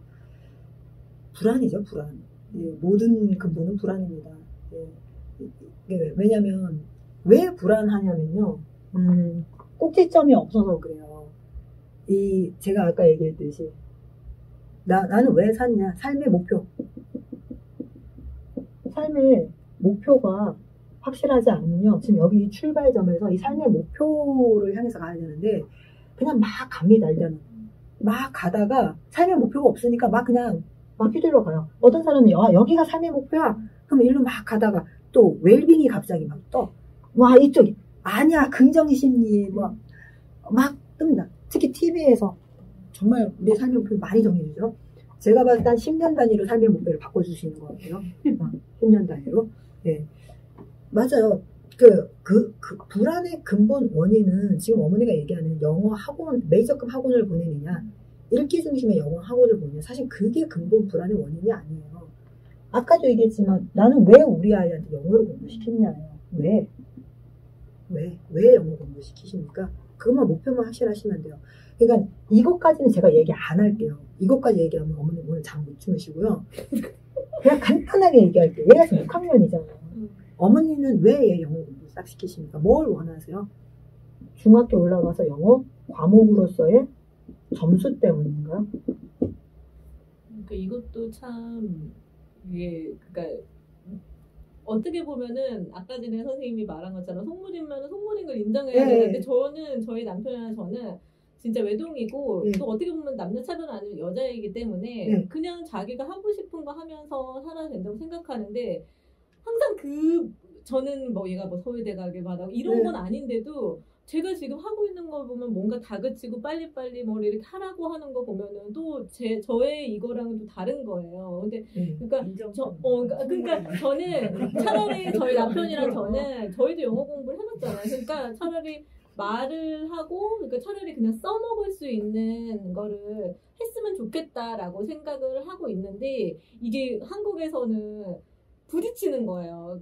그리고 저희 아이는 또 이게 갭이 큰 아이예요. 그러니까 말하고 막 이런 거는 영어를 좋아하지만 이렇게 쓰는 거를 되게 기본적으로 국어든 영어든 쓰는 걸 싫어하고 그러니까 이게 이제 우리나라에서 어차피 살 거면 그래도 시험을 통과를 하고 이렇게 스텝을 밟아 나가야 되는데 그런 아웃풋이 안 나올까 봐도 저는 불안해하면서 그러니까 이게 제가 어떻게 보면 중심을 못 잡는 걸 수도 있죠. 예, 정답 말씀하셔요. 제가 너무 죄송해요. 아니에요. 근데 알면서도 그게 되게 힘든 거예요. 가장 현명하네요. 그러니까 A하고 B를 선택을 해야 되는데 얘도 포기할 수 없고 얘도 포기할 수 없으니까 막 일로 달려가다가 이게 너무 멀어지는 것 같아요. 그럼 또 이쪽으로 막 달려가시고 또 이쪽으로 막 달려가시다 보면 제가 또 너무 멀어지는 것 같아서 양 사이로 왔다 갔다 좀 하고 계시고 있고요. 제가 봤을 때 아이는 엄마 따라서 같이 뛰고는 있는데 아이 성향은 B가 확실하네요. 아이 성향은 자 예를 들면 점수 때문에 얘가 영어가 내가 문법이 조금 실수를 해서 아니면 정독을 못해서 영어 정독이요. 못해 내가 점수가 낮았어. 그럼 얘는 이거 올릴 수 있는 아이예요. 충분히 올려요. 무슨 말인지 알겠죠? 그러니까 어머니가 일로 뛰면 얘는 같이 뛰어요. 일로면 얘도 뛰어요. 그래서 어느 학원을 보내시나 얘가 성과를 낼 거예요. 분명히. 그래서 어머님이 욕심이 자꾸 올라갑니다. 되네. 나는 이러고 싶지 않은데 얘가 돼갖고 하네 막 하는데 얘는 분명히 해요. 그러니까 어머님만 확실하게 해주시면 어머님이 B를 선택해서 B에 안주를 하셔도 얘가 A가 부족한 본인이 갑니다. 자, 결국 어머니가 뭐가 불안하시냐면요.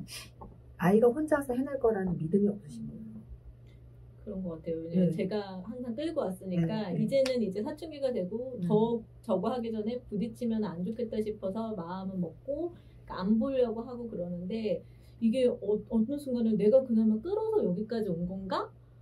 놔뒀으면은 그냥 얘가 더 저거 한 건데 끌어서 여기까지 온 건가라는 생각과 한편으로는 그래 더 중학교 가기 전에 어차피 끄는 거는 한계가 있어. 그러니까 그리고 자기 주도가 돼야지 아웃풋이 확 나오는 애니까 그러면은 내가 그걸 어차피 내가 끌고 가도 이만큼인데 천천히 자기가 해서 그만큼이면 어쩔 수 없는 거야. 이렇게 이게 이제 지금 사춘기가 되면서 약간 그런 거 고민을 하면서 조금 이렇게 너무 훌륭한 고민을 하시는 거예요. 진짜요. 제가 이렇게 말씀드리면 결국은 불안인데요. 그죠? 불안. 상대적 비교와 불안이죠. 이게 뭐가 불안하냐면 내가 뭔가를 몰라서 아니면 내가 뭔가를 시기적절하게 못해줘서 뒤돌아봤을 때 엄마 그때 나 그거 좀 시키지. 어머 왜 이렇게 몰랐어 막 이런 소리 뭐 들어야죠. 나중에 들을 땐 듣더라도 일단은 이 불안이 그죠? 아이에 대한 불안이라면 이거는 어머님이 고치셔야 돼요. 아이도 알아요. 우리 엄마가 이 학원 보냈다 저 학원 보냈다 이게 나를 못 믿어서요. 그러면 아까도 얘기했지만 유능성이 확 떨어집니다. 자 지금 보면 이 딸이 왜 왔다 갔다 학원 다니면서 열심히 했겠어요? 이것 때문이에요. 관계성. 엄마가 좋아하니까. 이렇게 해주면 엄마가 어떤 표정부터가 저는 그런 게 한 적 없는데요. 사람이 말로 얘기하나요? 벌써 표정과 그죠? 밖으로 노는 소리가 다른데. 네. 그래서 얘는 관계성 때문에 이거 잘 유지해왔어요.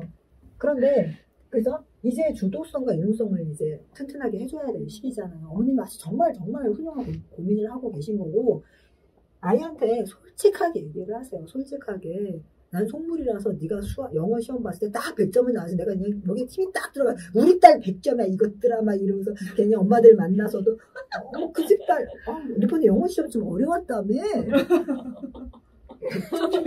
이럴 수 있을 거 아니에요. 그거 하고 싶은 거 아니에요. 나 기 좀 세워주라. 그런데 이렇게 되면 아이가 무슨 생각하는지 알아요? 칭찬의 역습이에요. 내가 100점 못 맞으면 우리 엄마는 길가 살지 않고 나라는 존재는 그죠? 뭔가 막 달려서 해내야지 우리 엄마한테 만족스러운 존재구나. 나는 내가 만약에 못하면 너 밥을 왜 먹어? 너 그 밥이 넘어가? 이게 무슨 뜻이에요? 너는 그거 못 채우면 존재할 필요가 없어. 넌 죽어도 싸. 이 뜻이에요. 아이들은요 그걸 언어로 이해하지 않고 온몸으로 느껴요. 생각을 해보세요. 어머니가 만약에 달리기를 하는데 100m를 10초대 안으로 뛰어오면 내가 너무나 기쁠 것 같아. 그러면 그 10초대 맞추려고 얼마나 근데 그걸 못 맞췄을 때 본인이 슬픈 것보다 그 상대를 뭐 했다는 거 실망시켰다는 거 그게 더 힘들 거예요. 다시 원점으로 돌아가셔야 돼요. 지금 영어학원을 뭘 보내느냐가 중요한 게 아니에요. 그건 본인이 선택해야 돼요. 그럼 어머니는 정보는 줄 수 있어요. 이 영어학원은 말이야 이렇게 우리나라 한국 영어는 좀 이런 식이야. 근데 요즘 많이 또 바뀌긴 했는데 이제 뭐 엄마가 알고 있는 정보는 이래. 근데 이 학원은 이래. 너는 어떤 게 좋겠어? 하고 정보는 어머니가 충분히 제공을 해주세요. 그리고 이것도 줄 수도 있어요. 하나 엄마는 좀 불안해. 뭐가 불안하냐면은 이렇게 열심히 했는데 점수가 안 나오면 굉장히 속상할 것 같아. 그래서 이거를 이 학원에 자꾸 엄마가 마음이 가는 건 왠지 이 학원을 다니면 학교 점수가 잘 나올 것 같아서 그래. 하고 솔직히 다 말씀을 하세요. 그리고 선택은 누가 하는 거예요? 아이가. 예. 그러면서 걔가 뭘 선택을 하든 나는 너의 선택을 존중하고 네가 영어 공부 안 해도 괜찮아. 난 너가 있는 것만으로도 너무나 좋아. 그렇잖아요. 어머니 만약에 아이가 진짜 영어도 아프다고 한번 생각해 보세요. 네. 그죠? 이 사람이 욕구와 욕망은 정말 다르잖아요. 욕망. 우리는 이 욕망을 컨트롤해야 되잖아요. 욕구는 채워지지 않으면 죽어요, 사람이. 배고픈 욕구 안 먹으면 죽잖아요. 배설의 욕구 죽죠? 욕구는 반드시 채워져야 돼요. 그리고 욕구는 채워지면 더 이상 없어요. 배가 부른데 막 먹으면 그 약간 정신적인 문제가 있는 거죠. 욕망은 끝이 없습니다. 욕망은 빠져 죽어요. 늪이에요. 그래서 내가 정말 욕망의 늪에 빠져 있는지 잘 보세요. 그래서 저는 이렇게 생각합니다. 영어 학원을 A를 보내느냐 B를 보내느냐 이 문제는 전혀 아니에요. 그리고 내가 봤을 때 이 친구는 A를 가든 B를 가든 거기서 적응 잘하고 그 부족한 부분을 자기가 찾아서 방향을 잡을 친구예요. 그럼 누가 제일 문제일까요? 예, 어머님이 문제인데 어머님이 불안이 문제거든요. 그럼 뭐에 대한 불안이냐? 아이에 대한 믿음이 불안이라면 그건 본인이 제일 잘 아시겠죠? 그거 빨리 버리셔야 돼요. 왜? 그 불안을 아이가 뭐예요? 느껴요. 그럼 아이가 뭐가 낮아지냐면 자존감과 효능감이 낮아져요. 요거 어머니들이 많이 물어봐요. 우리 아이 자존감 어떻게 키워요? 우리 아이 효능감 어떻게 키워요? 자존감은 자기 존재에 대한 인정이에요. 눈이 작아. 나는 이렇게 눈이 작아서 멋있어. 뚱뚱해. 야, 나는 이렇게 체격이 좋아. 자존감이 낮으면 나는 이렇게 눈이 작아. 엄마 이거 언제 수술시켜줄 거야? 우리 아들이요. 맨날 성경은 언제 되는 거야? 야, 만 17세가 넘어야 된다. 유튜브 찾아보는 거. 어머 왜 나한테 거짓말이야? 초등학생이 수술했잖아. 미안해. 나 몰라서 진짜로 몰랐어. 난 정말 법적으로 그런 줄 알았어. 되더라고 부모가 동의를 하면. 그래서 내가 동의해줄 마음이 없어. 첫 번째는 동의해줄 마음이 없고 두 번째는 돈이 없고 세 번째는 부작용이 나 너무 두려워. 뭐 이렇게 아이한테 얘기를 했어요. 아이가 그럼 성경이 안 되면 화장이라도 하지. 그럼 화장품 사네. 그래서 내가 이렇게 좀 골라왔다가 뭐 파운데이션은 어디 거 뭐는 유튜브에 어쩌면 이렇게 정보가 많아요. 그래서 그게 합치니까 20만 원 돈이 되는 거예요. 그래서 내가 화장한다는 거에 대한 동의해. 근데 내가 이 돈을 다 내면은 너를 지배하고 싶은 것 같아.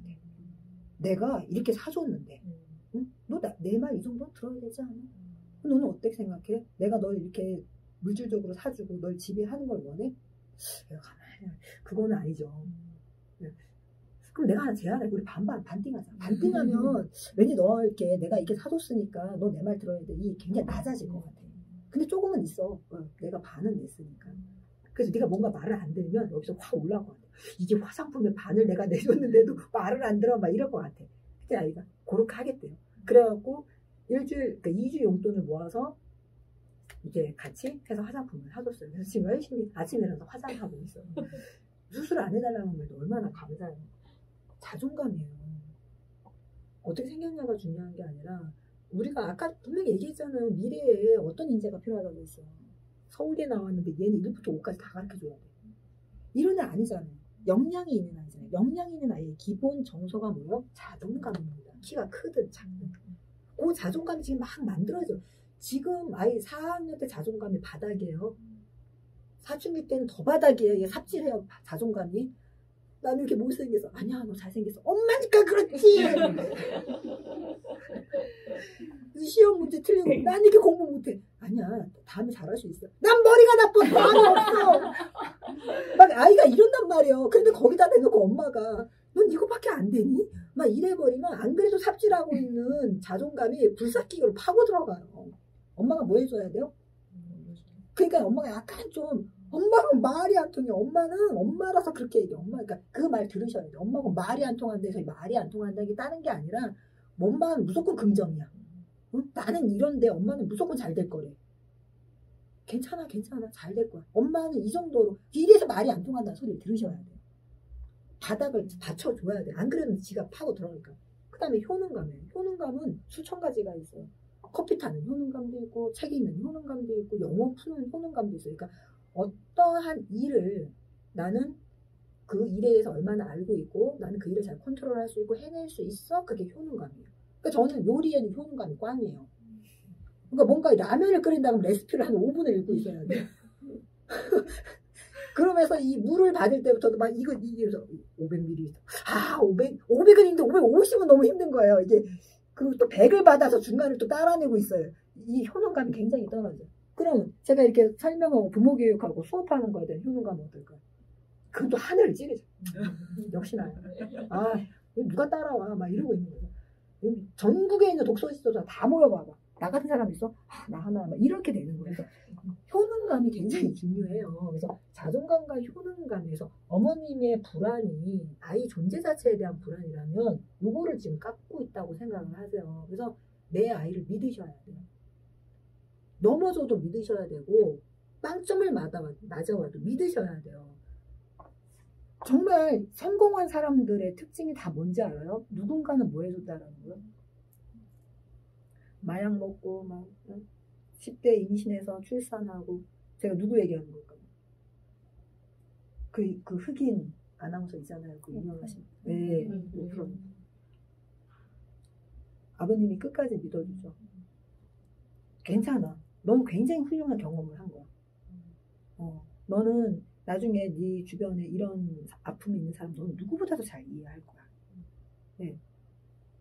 그러니까 버티셔야 돼요. 부모가 못 버티면 아이는 크게 성장 못합니다. 부모가 버티셔야 돼요. 부모가 버틴다는 게 뭐냐면요. 제가 이 독서논술 수업을 해보면 이것도 숙제가 만만치 않아요. 그런데 매일 쪼개서 하면 별거 아닌데 이 자기 주도가 안 돼버리면 밀리면은 그럼 아이가 막 새벽 뭐 2시에 막 이러고 있어요. 그럼 난 너무 고맙다고요. 근데 어머님이 못 버텨요. 새벽 2시. 얘가 이제 그리고 그 숙제가 누구 숙제가 되나요? 내 숙제. 나한테 자꾸 왜 숙제했는지 물어보시는지 아세요? 본인이 잘 이루고 싶으니까. 내가 나 숙제 다 했어. 그럼 엄마 마음에 너무 막 가벼워 상쾌해. 너무 나 다 했어. 다 덤벼 막 이렇게 돼요. 근데 아이가 숙제 못했대. 그래서 막 속으로 내가 할까? 내가 대신해줄까? 우리 온라인 학습 중고등학생들은요 어머님이 자다가 일어나서 출석 체크 어머님이 이러고 있어. 그 출석 체크가 일단 돼야지 어머니가 다시 잠이 드는 거예요. 안 돼요. 버티셔야 돼요. 이거 누가 할 일이에요? 괴로움을 그러니까 어머님은 강해야 돼요. 아이가 힘들어하는 모습을 마음은 아프고 도와주고 싶지만 버티는 힘 있으셔야 돼요. 제가 이제 온라인에서 그러니까 유튜버에서 부모 교육을 할 때 제 부모 교육 이름이 부드래예요. 네. 이런 단어는 많이 들어보지 못하셨을 거예요. 부드래가 뭐냐면요. 도자기 만드시는 분이 사용하는 하나의 도구인데요. 우리가 대기만성이라는 얘기 많이 쓰잖아요. 사실 모든 아이들은 다 대기만성이거든요. 이렇게 큰 항아리를 틀을 만들어도 이거 바로 못 구워요. 만지면 바로 무너집니다. 이 자체의 질량 때문에. 그래서 여기 이렇게 대를 세우고 끈을 묶어서 이렇게 구멍 뽕뽕 뚫어서 숯을 넣어서 안에를 뜨뜻하게 만들어서 안에를 꾸덕꾸덕하게 붙입니다. 이게 부드래요. 이 장치가. 자, 제가 왜 부모교육 이름이 부드래일까요? 우리 어머니들은 이게 되어주셔야 돼요. 아이가 내면이 꾸덕꾸덕하게 어떠한 상처에도 어떠한 풍파에도 아이가 자기 틀을 깨지 않을 수 있게 안에서부터 뜨뜻하게 힘이 되어주셔야 돼요. 그래야지 이게 굳어야지 이거를 들고 그릇을 굽습니다. 시간도 굉장히 더 오래 걸리겠죠. 굉장히 오래 걸려요. 이 안에가 꾸덕꾸덕 굽는 게. 부모가 아이의 자존감과 효능감을 키워주는 부드러운 역할을 해주셔야 돼요. 영어라는 과목이 문제가 아니에요. 그리고 영어라는 과목에 나는 점수가 난 너무너무 중요해. 난 중간고사에서 100점 맞아야 되고 그 한 문제 틀리는 게 난 너무 중요하다. 솔직하시면 돼요. 아이한테 얘기하고 그러니까 이 학원이야. 딱 얘기하시면 되는 거예요. 그런데 단 하나 그나마 나는 이게 난 너무 안 맞아. 난 이렇게 하면 뭐 해주셔야 돼요? 존중 해주셔야 돼요. 그것만 하시면 돼요. 네. 그리고 아까 책을 읽을 때 얘가 다독을 해야 되냐 정독을 해야 되느냐 이 굉장히 중요한 문제인데요. 당연히 다독해야 합니다. 왜? 지금 세상은 읽을 게 너무나 많아요. 제가 아이들 이제 시를 중학생들 같은 경우는 시를 1910년대 시, 개화기 시부터 시작해서 90년대 시, 2000년대 시까지는 아예 가지도 못해요. 90년대까지 시를 쫙 하면은 시험 문제는 다 최신판 시가 나옵니다. 자, 이게 무슨 소리냐면 옛날에 뭐 김소월의 나보기가 역겨워, 김춘수의 뭐 내가 그의 이름을 불러주기 전에는 그건 기본을 알아야 돼요. 왜 기본을 알아야 되냐? 그런 시대의 흐름에 맞춘 시의 성향을 100% 이해하고 있어야지 2000년대 이후에 페미니즘 시, 해체 시, 자유 시, 민중 시, 서사 시가 이해가 가요. 그런데 그거 쫙 없는 상태에서 해체 시를 딱 이게 시야? 이게 뭔 소리야 막 애들이. 그런데 그게 수능 1교시가 국어죠. 1번부터 5번이 시예요. 패닉 다 끝났나요? 패닉 상태 돌아버립니다. 1번부터 5번 안 넘어가요. 페이지가. 그리고 끝에 뒤에는 뭐예요? 타타타타 찍어요. 자, 그 다음 2교시가 이제 수학입니다. 어떤 정신 상태로 문제를 풀까요? 뭐 끝났어 이번 시험에. 릴렉스하게 풉니다. 릴렉스하게. 그리고 한 15문제 찍습니다. 네, 릴렉스하게 풀었으니까 시간이 모자르죠. 그 다음 이제 과학이에요. 처음부터 찍어요. 그냥 다 포기하는 거야. 아예 그냥 가방 싸서 나가는 애들이 있어요. 자, 이게 뭔 소리냐. 다독과 정독 다 필요해요. 그러면 지금 6학년이라서 어머니들이 아이들 잘 키우셨겠지만 다독과 정독이 다 되는 아이가 되려면 스타트는 7세부터 시작합니다. 아, 가슴 아파. 아, 이게 언제적 얘기야.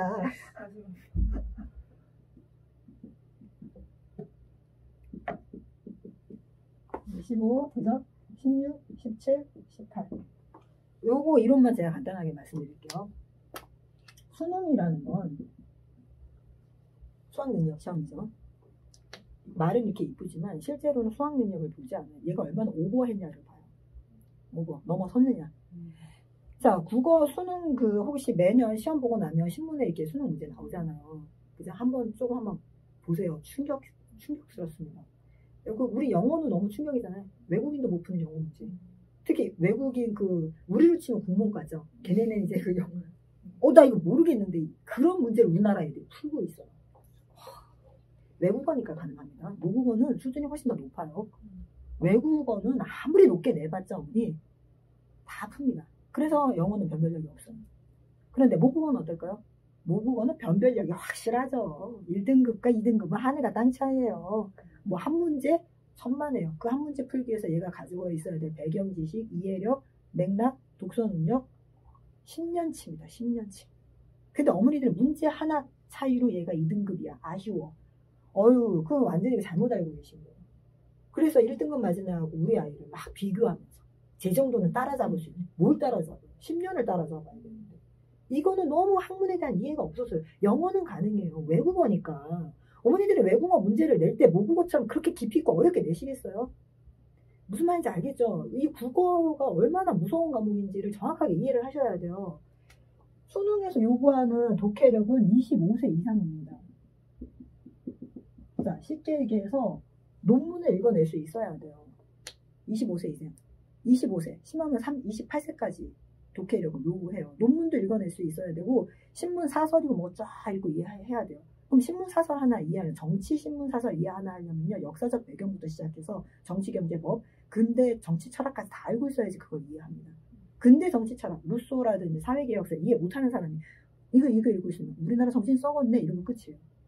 그 안에 들어있는 맥락 보지 못해요. 그 정도의 실력이 수능에서 나와요. 근데 이걸 몇 살이 풀어야 된다고요? 자, 몇 년 땡겨야 돼요? 최소 7년이에요. 많으면 10년. 제가 왜 10년이라고 하는지 알겠죠? 예. 7세는 벌써 글을 읽을 수 있는 나이입니다. 세종대왕이 감사하잖아. 웬만하면 글 읽잖아. 제가 인지능력 얘기했잖아요. 그죠? 글 읽죠? 글을 가르칠 때 절대 강압적으로 가르치면 안 돼요. 그러니까 책을 읽어줄 때 뭐 5살, 6살짜리 아이들 책 읽을 때 손가락으로 글자를 꼭꼭 찍으면서 가르쳐주면 절대 안 됩니다. 그냥 그 아이하고는 그냥 뭐 하면 돼요? 한 페이지 펼쳐놓고 하루 종일 얘기하면 돼요. 하루 종일. 그러니까 말하는 어휘를 늘리는 거예요. 듣는 어휘를 늘려주고.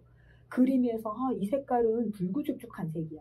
이게 만약에 영어 학원의 문제점이 뭐냐면 이칠 레드로 끝나요. 근데 우리나라 말로는 이게 다홍치마라는 건데 엄마 어렸을 때 말이야 할머니가 치마를 했었는데 그 붉고죽죽한 색이 엄마 붉고죽죽이 뭐야? 그러면 그 그림 이게 이 붉은색 치마상 이런 쪽 부분 붉고죽죽 그 동시가 있어요. 이제 이 친구들이랑 했던 건데 뭐 오동나무꽃은 보랏빛 이게 새들이 집으로 돌아갈 때의 하늘 그 보랏빛이 뭐냐 했을 때 그냥 보랏빛 하면 보라색 퍼플 이게 아니라 새들이 둥지를 찾아 하늘을 날아갈 때의 색깔이래요. 그 하늘색이 얼마나 보라색이 묘한 색이 돼버려. 이게 모국어예요. 외국어와 모국어 차이 아시겠어요? 네. 그래서 7세에 이제 글을 읽을 때 이때부터 아이가 이제 어휘를 자기 걸로 스키마합니다. 책 한 권당 많으면 3개예요. 왜 3개 이상은 어휘를 습득 못하냐? 한 페이지에 하나 이상 모르는 어휘가 있으면 그 책은 개수 수준이 아니에요. 그러면 전체 32쪽짜리 동화책을 읽었을 때 얘가 새로 나한테 나 엄마 새로 어휘를 뭐 배웠어 아니면 익혔어 스키마로 넣었어 3개 이상 될 수가 없어요. 그러면 8세를 기준으로 딱 보면 상중하가 딱 나눠요. 자, 참고로 우리나라 대한민국 교육은 중에 맞춰져 있습니다. 얘가 딱 10,000개부터 시작을 해요. 얘가 9,000개, 하가 8,000개입니다. 자, 그러면 하하고 상은 벌써 2,000개가 차이나요? 권수로 몇 권 차이일까요? 제가 아까 한 권에 3개라고 그랬죠. 아무리 엄마가 최대한 설명을 해줘도 7개 이상 그냥 다 5개라고 할게요. 예, 권수로 한 권에 5개요. 그럼 2,000개의 어휘가 차이 난다는 건 권수로는 어마어마한 권수. 이게 독서량의 차이가. 그럼 독서량의 차이는 바로 뭐의 차이예요? 시간의 차이입니다. 얘 무시하면 안 돼요. 왜? 얘는 그만큼 여기에 뭐 했다라는 얘기요? 시간을 많이 썼다라는 얘기예요. 자, 만약에 어떤 친구가 수영을 굉장히 잘해. 얘는 타고나기가 물개야. 사실 그런 애는 없죠. 그죠? 뭐 대표까지 나가. 걔가 어디다 많이 시간을 투자했다는 얘기예요? 그렇죠. 그래서 우리는 걔를 인정하잖아요. 왜? 시간을 많이 투자했다라는 건 인내하고 끈기를 갖고 노력했다는 거예요. 시간은 결국 뭘 얘기하는 거예요? 인내, 끈기, 노력을 얘기하는 겁니다. 인정해줘야 돼요. 자, 그럼 여기서부터 이제 스타트가 돼. 이게 초등학교 1학년이에요. 자, 상인회는 매년 3,000개씩 어휘가 올라갑니다. 왜? 교과과정 다 진행을 하고 일반적으로 얘를 어디 가둬놓지 않는 이상은 대한민국에서는. 자, 얘는 벌써 차이 나요. 2,000개가 올라가고 안타깝지만 하인회는 1,000개밖에 올라가지 않습니다. 왜 그러냐? 왜 똑같이 초등학교 다니는데 어휘가 이렇게 차이 나느냐? 아까 인지 제가 따로 설명 못 드렸는데 인지는 굉장히 냉엄해요. 눈덩이하고 똑같아요. 내가 요만한 눈덩이면 또르륵 굴려도 얘가 어떻게 돼요? 이렇게 이만한 눈덩이면 또르륵 굴리면 이만해. 이게 인지의 무서움이에요. 자, 이렇게 해서 이게 결정적으로 1, 2, 3, 4 딱 결정적으로 눈에 확 보여. 얘 문제가 있네. 아니면 어머니 얘 공부 좀 열심히 시키셔야 되겠어요. 얘는 우리 학교의 영재야. 얘 정말 잘해. 언제 딱 티가 난다고요? 4학년. 그 4학년 때부터 제가 달린다고 얘기했잖아요. 네. 그런데 사실은 티가 나는 건 4학년이지만 사실은 언제부터 차이가 났었던 거예요? 사실은 6세, 5세, 4세, 3세, 2세, 1세예요. 요즘에 영어 유치원 많이 안 보낼까요? 어머니들이 많이 똑똑해지셨거든요. 영어 유치원 나온 친구들이 7세에서 벌써 어휘가 어떻게 돼요? 모국어 어휘가? 깔립니다. 깔려. 영어 유치원을 제대로 보내시려면 영어 유치원 갔다 오고 난 다음에 오후에는 계속 엄마랑 계속 뭐 해야 돼요? 가위질하고 풀칠하고 만들면서 얘기 나누고 계속 엄마가 막 입이 막 아플 정도로 고급 어휘를 쓰셔야 돼요. 싹둑싹둑 이거 아니에요. 그거 아니에요. 직선으로 잘라야 돼. 곡선으로 잘라야 돼. 그러니까 밥을 먹을 때도 이게 고소한 맛이 깊이가 있다. 이런 식으로 뭐 해주셔야 돼요? 고급 어휘를 자꾸 쓰셔야 돼요. 얌얌 해야지 얌얌. 영어 유치원 가서도 그래 야미야미 영어 집에 와서도 엄마가 얌얌 해야지. 얘가 어휘가 늘 네가 없습니다. 그래 아니면 뽀로로 보면 뽀로로 어휘 뽀로로가 그래도 감사한 거야. 걔가 얼마나 어휘 늘려서 상황 맥락 얼마나 이해해줘. 애들 얼마나 똑똑해요. 눈치 얼마나 빨라요. 그러니까 이 영어 유치원을 특히나 5, 6, 7세 3년 연장으로 나온 애들 어머니 진짜 반성하셔야지 못할 거예요. 저희 여기 혹시 둘째가 계시나요? 중국에 있다가 네. 한국 와서 영유를 갔거든요. 네. 근데 지금 그 한국어 어휘가 네. 너무 딸리는 걸 제가 진짜 느끼겠는 거예요. 가뜩이나 왜? 책을 잘 안 좋아하니까. 저희 연지도 이제 와서 막 아이고 저희 세영이도 아. 2년을 미국에 있다가 좀 딸려. 저희 많이 딸리는 여기 그러니까 큰 애랑 볼 때 네. 너무 많이 차이가 나더라고요. 눈에 확 보이죠. 네. 저는 엄청 이제 보여요. 느껴요. 이제 느끼세요. 나중에 크면 더 느끼실 텐데. 이 쓰기에서 많이 딸려. 어휘 양 자체가 작은 네. 거예요. 카페스틱 양 자체가 작아. 근데 사실은 안 나는데 그러니까 제가 별로 말을 안 해가지고 그것도 그런 영향이 있는 있어요. 것 같아요. 네, 정말 그것도 영향이 있어요. 별로 말을 제가 안 하니까. 그래서 진짜 중요한 게 이 태교에서부터 말 많은 어머니들인데 여기서 말이 많다는 게 수다스러운 거하고는 달라요. 적절한 어휘를 써주면 상황을 잘 표현을 해주고 특히 소리 안 지르는 거. 컵이 깨졌네. 이렇게 깨지면 그죠? 끝이 날카로워서 찰과상을 입을 수 있어. 네, 좌상을 입을 수 있어. 이런 전문 용어를 써봐. 근데 아이들은요 그냥 배워요. 그게 익혀져요. 소리 안 지르고 아이들 자연스럽게 뭐예요? 너 굉장히 열상을 입어서 아프겠다 이런 말이 나와요. 그러면 이제 주변에 어른들 오, 아버님이 의사인가 봐. 무슨 의사야. 그냥 엄마들이 쓰는 어휘를 그냥 뭐만 해주면 되는 거예요. 올려만 주면 돼요. 그래서 4학년 때 이게 딱 드러나고요. 이제 5학년, 6학년이 되면 사실 알고 보면 이 상인 아이들은 예, 중3 수준에 도달합니다. 그리고 거의 대한민국에서는 중3 수준에 도달하면 국어는 끝이에요. 그래서 고등학교 가서 국어 공부를 안 합니다. 그래서 항상 하는 내 친구의 딸, 이웃집의 딸이나 옆집의 딸들이 왜 고등학교 올라가서 걔는 수학만 올인하느냐. 왜 국어를 굳이 할 필요가 없고 국어 안 하고도 그냥 뭐가 나와요? 국어를 공부한다는 것 자체가 말이 안 되는 게 시험범위라는 게 존재하지 않아요. 국어는 모국어이기 때문에. 시를 뭐 5종 교과서에 있는 시 1000편을 다 외웠어. 외우면 뭐예요? 거기서 시험 문제가 안 나오는데. 진짜 중요한 건 뭐예요? 시를 읽고 이해하고 어떤 시를 딱 봐도 이 시는 형태 그러니까 그죠? 갈래는 뭐고 시는 남성이고 남성적 어조에 표현법 뭘 썼고 여기 상징하는 게 뭐야? 이거 파악하고 있으면 되는 거지. 시 1000편을 외워서 뭐 할 건데요? 그러니까 고등학교 올라가서 공부하는 애들 보면 정말 수학에 올인합니다. 그리고 이제 조금 부족하면 외국어, 영어 정도. 그리고 과학과 사회도 잘 안 해요.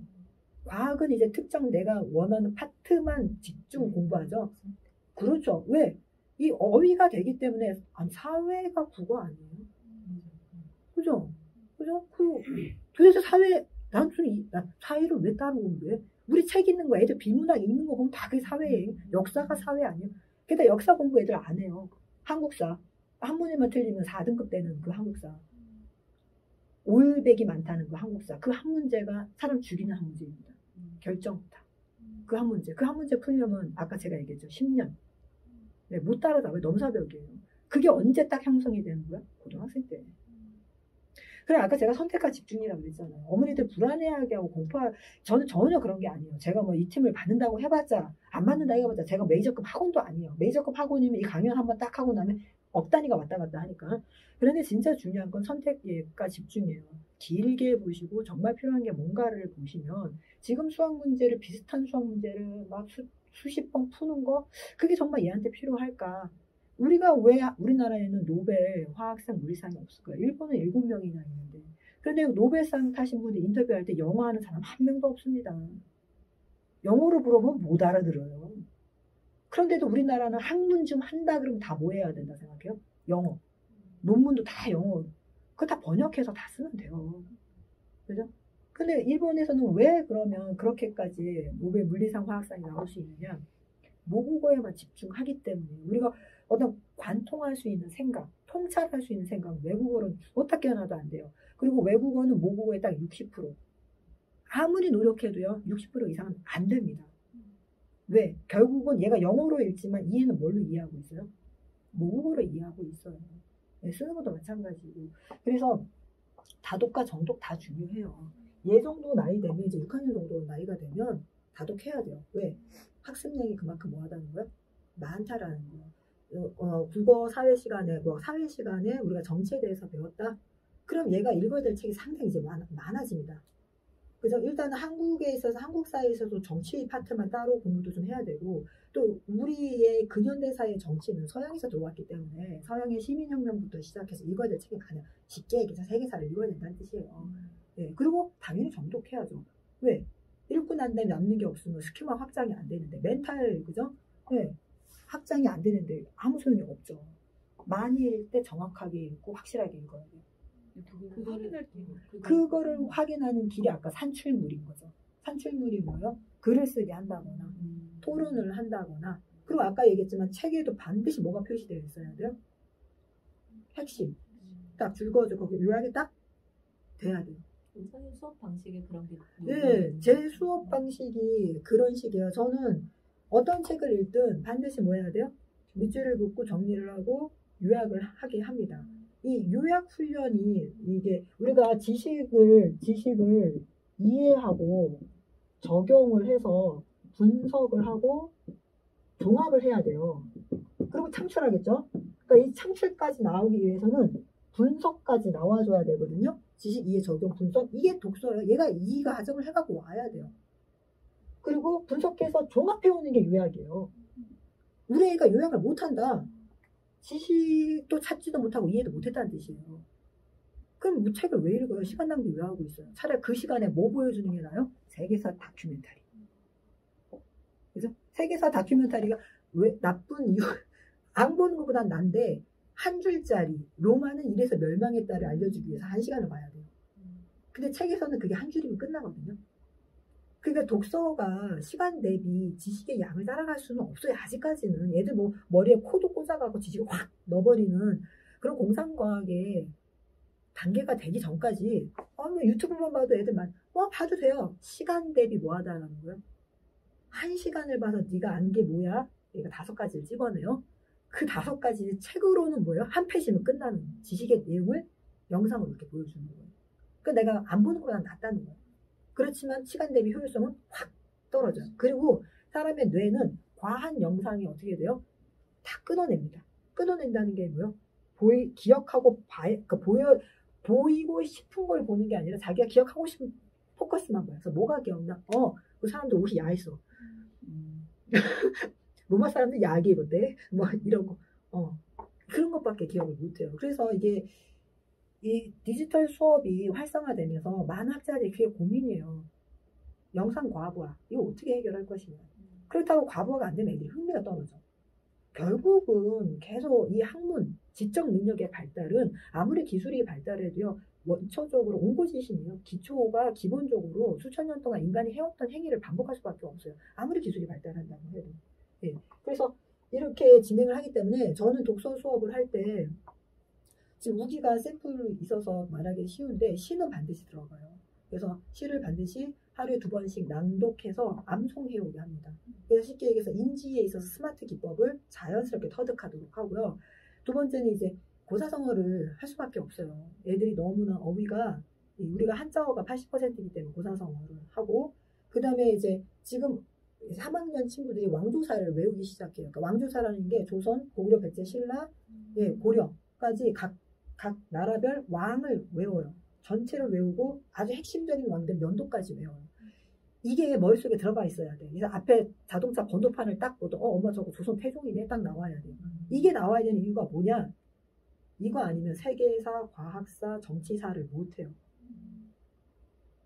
네. 프랑스 대혁명이 일어났을 때가 우리나라가 영종조, 르네상스였다는 걸 이해 못해요. 이게 연결이 안 되면 프랑스 대혁명은 그냥 프랑스 대혁명, 의미적 기억, 경험적 기억으로 넘어가지가 않아요. 그러니까 어머니들 역사를 그냥 책만 읽으면 되겠지? 두뇌를 이해하셔야 돼요. 아까 그랬죠. 절차적 기억, 의미적 기억, 그다음 일화적 기억. 내가 왕조사 연도를 알고 있어야지 세계사를 읽었을 때 그 의미적 기억과 절차적 기억, 그 다음에 경험적 기억으로 짬뽕이 딱 돼갖고 딱 맺게 됩니다. 프랑스에서는 이렇게 살고 막 이렇게 혁명이 일어날 때 우리나라 때는 영조가 막 탕평책을 실시하고 그 탕평을 위해서 아들까지 죽여야 되는 그런 격동의 시기였구나. 이게 탁 돼야 됩니다. 그러면 거기에 이제 정치사와 과학사가 딱 들어가는 거예요. 네. 그렇게 해서 애들 왕조를 외우게 하고요. 그 다음에 이제 그 독해 문제집하고 훈민정음 같은 문제집을 풀어요. 이거는 그냥 학원 서점에 가면 다 있는 건데 제가 이걸 풀게 하는 이유는 국어라는 과목으로 갔을 때는 스킬이 필요해요. 기술. 문제를 빨리 읽고 탁 답을 찾아내는 그 기술을 익히기 위해서 독해 문제집. 문제집 이름은 독해인데 독하고 상관이 없어요. 그 정도 풀어서 독해는 생기지 않아요. 근데 출판사에서 항상 독해를 붙이죠. 네. 그런데 그냥 기술, 스킬. 그 다음에 이제 문법을 들어가기 전에 아이들 이제 6학년 지금 이맘때면 문법이 들어가야 되거든요. 국어 문법이. 그래서 중학교 1학년 이제 품사부터 시작을 하는데 우리나라 문법 간단해요. 6가지 영역이에요. 6가지 영역이 중학교 1학년, 2학년, 3학년 이렇게 골고루 1학기, 2학기 나눠져 있는데 요는 이 간단한 문법이 반복이 안 되면 힘들어요. 영어 문법은 중학교 들어가기 전에 한 3번, 심하면 전 5번까지 떼고 가는 애도 봤어요. 오늘도 국어 문법은 그런 게 있어요? 이러더라고요. 이런 야, 넌 한국 사람이 영어 문법, 너 문법에 맞춰서 영어 미국 가고 얘기해봐, 너 왕따당해. 그러잖아요. 문법에 맞춰서 영어 해봐야 뭐야, 쟤 이렇게 살았네 이러죠. 그죠? 그렇지만 국어는 문법을 알아야 돼요. 문법을 알아야면 들립니다. 뭐가 들려? 엄마 발음을 잘못하고 있네. 아나운서가 저 말 잘못했네. 조사를 잘못 썼네. 딱 들립니다. 이게 들리면 쓰기 어휘는 폭발적으로 증가해요. 네. 그리고 그 다음에 이제 수업책인데 수업책은 한 달에 4권 정도 나가요. 그러니까 일주일에 한 권은 읽어야 되고요. 두 번째 이제 명작품을 n분의 1로 n분의 1이라는 걸 나눠서 읽는다는 뜻이에요. 사실은 지금 6학년 아이들이 이게 먹힐지는 모르겠는데 한 가지 확실한 건 지금 6학년 수업하고 있는 팀은 돈키호테를 읽어요. 돈키호테 완역본이니까 이렇게 두꺼운 책으로 1, 2편을 읽어요. 그 전에는 레미제라블을 읽고 그 전에는 파리의 노트르담을 읽었어요. 이거 왜 읽었냐면 얘네가 지금 세계사를 하고 있거든요. 그래서 시민혁명을 이해하기 위해서는 시민혁명이 1765년도에 이루어진 시민혁명이 이루어지기 전 300년 전에 벌써 르네상스가 시작됐는데 파리의 노트르담이 남부에서는 그러니까 이탈리아에서는 르네상스가 시작이 되고 이제 그게 알프스를 넘어 북부로 넘어오는 과정에서 프랑스에서는 아직까지 절대왕정이 이제 막 형성이 막 되고 있을 때 그런 거기서 보면 이제 막 이게 무슨 그 기독교 축제일에 플랑드리의 사신이 와요. 우리가 보통 사신 왕의 명령 보고 사신하면은 굉장히 이렇게 뭐 많이 배운 학자잖아요. 근데 크로놀 프랑스 사람은 양말 장수예요. 그 사람이.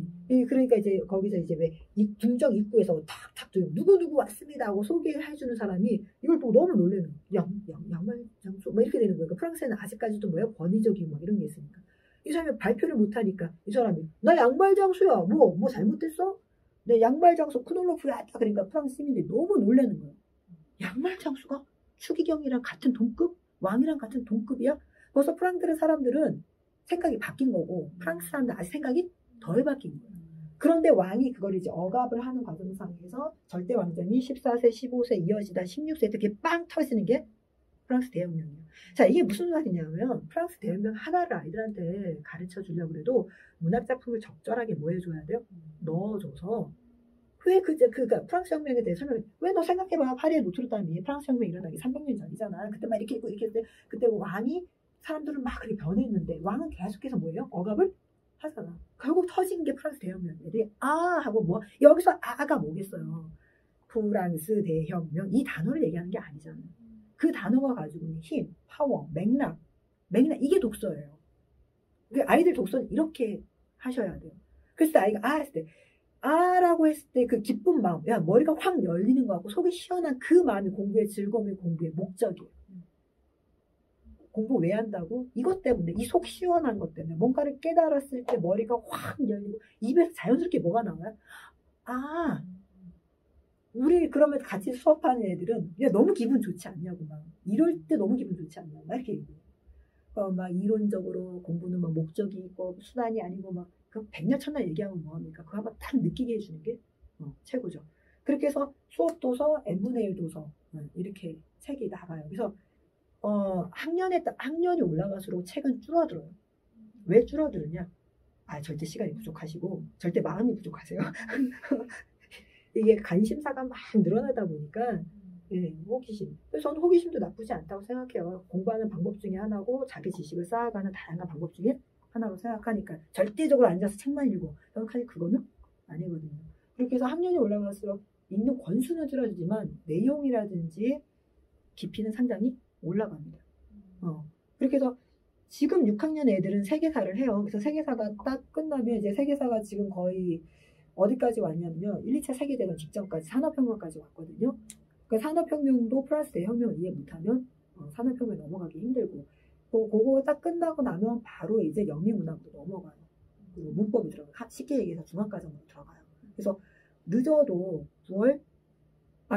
11월 빠르면 9월에는 중학과정으로 넘어가요. 그래서 6학년이라는 학년 자체의 수업은 8월, 9월에 끝이 나요. 그래서 한국 세계사가 끝나고 세계사와 관련된 영미문학, 어린 왕자라든지 그다음에 노인과 바다, 동물농장 요 정도 작품 끝내면 중학과정으로 넘어가서 이제 한국문학으로 넘어가요. 한국문학 김동인부터 시작해서 현진건 나도양 해가고 한국문학 10년대, 20년대 연대별 문학으로 넘어가요.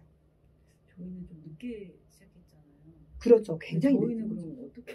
그러니까 이 친구들 같은 경우에는 이 코스를 밟을 수는 없어요. 그러니까 이 코스가 한 1년 정도 늦어진다고 생각을 하셔야 돼요. 그래서 이제 이 친구들이 지금 한국사가 어느 정도 되어 있는지도 지금 알아야 되고 한국사 만약에 그 능력 시험을 봐서 내가 몇 급이다라고 제가 더 정확하게 알 수 있고 그런 시험을 본 적이 없다면 거의 초토화되어 있다고 생각을 해야 될 것 같아요.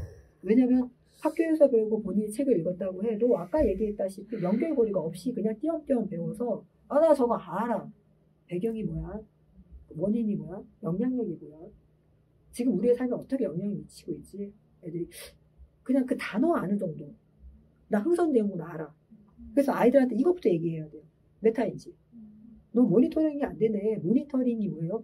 내가 아는 것과 안다고 착각하는 거. 소크라테스가 네 자신을 알라 그랬어. 이게 진짜 명언이에요. 네. 그래서 한국사를 안다고 생각을 해버리면 공부 안 해요. 다 아는데 뭐 해요? 근데 안다고 착각하는 걸 제가 정확하게 집어내요. 그래서 아는 것과 안다고 착각하는 거. 네. 그래서 그걸 확실히 집어넣어서 한국사와 세계사 동시에 나가야죠. 얘네 같은 경우는. 그러니까 문학작품은 못 나가요. 한국사와 세계사 동시에 짬뽕으로 나가야 됩니다. 네, 짬뽕으로 나가서 요거를 두 개를 딱 나가고 나면 우기팀 나중에 해보시면 알겠지만 한국사 끝나고 나면 한국사 문제집은 계속 들어가요. 세계사 문제집도 계속 들어가요. 그러니까 문제집으로 딱 10분만 써요. 다 공부가 됐으니까 짧게 아이들한테 읽고 답을 찾아오라고 해요. 풀어오는 게 아니라 너희 건방지게 답을 풀어오면 안 돼. 이건 찾아오는 거야. 책도 찾고 안 되면 네이버도 찾아. 뭘 찾아도 괜찮아. 이 답이 왜, 이 문제의 이 답이 뭘까 찾아와야 돼. 그래서 답을 찾아오는 과정을 계속 반복시킵니다. 쉽게 얘기해서 한마디로 공부시키는 거예요. 그래서 답 맞추고 틀린 것만 딱 설명해야 될 것만 설명을 딱 하고 예. 이런 식으로 한국사 세계사는 쭉 중3까지 반복해요. 네. 보통 6학년이면 한국사 한 1급 정도는 다 자격증을 따거든요. 그리고 이제 세계사가 그래서 애들도 세계사 문제집도 마더텅 수능 문제집으로 풀어요. 그럼 아이들이 굉장히 뿌듯해요. 그러면서 처음에 받았을 때 수능 문제예요 선생님. 수능 문제야. 예. 그런데 풀어보면 근데 이거로 고3 틀려요? 왜냐면 역사는요 그 지식만 있으면 그 문제를 풀어요. 그러니까 역사는 학년을 나눈다는 것 자체가 우스워요. 그러니까 제가 대한민국에서 최연소 한국사 1급 자격증 딴 친구가 초등학교 4학년 겨울방학 때 딴 친구인데 민석이라고 그 친구가 지금까지 아직 그게 랭킹이 변하진 않았더라고요. 최연소 한국사 자격증 한국사. 네. 근데 역사는 학년이라는 게 사실 없어요. 아까 제가 수학은 반드시 뭐가 있어야 된다고 했어요? 네, 뇌 발달 때문에.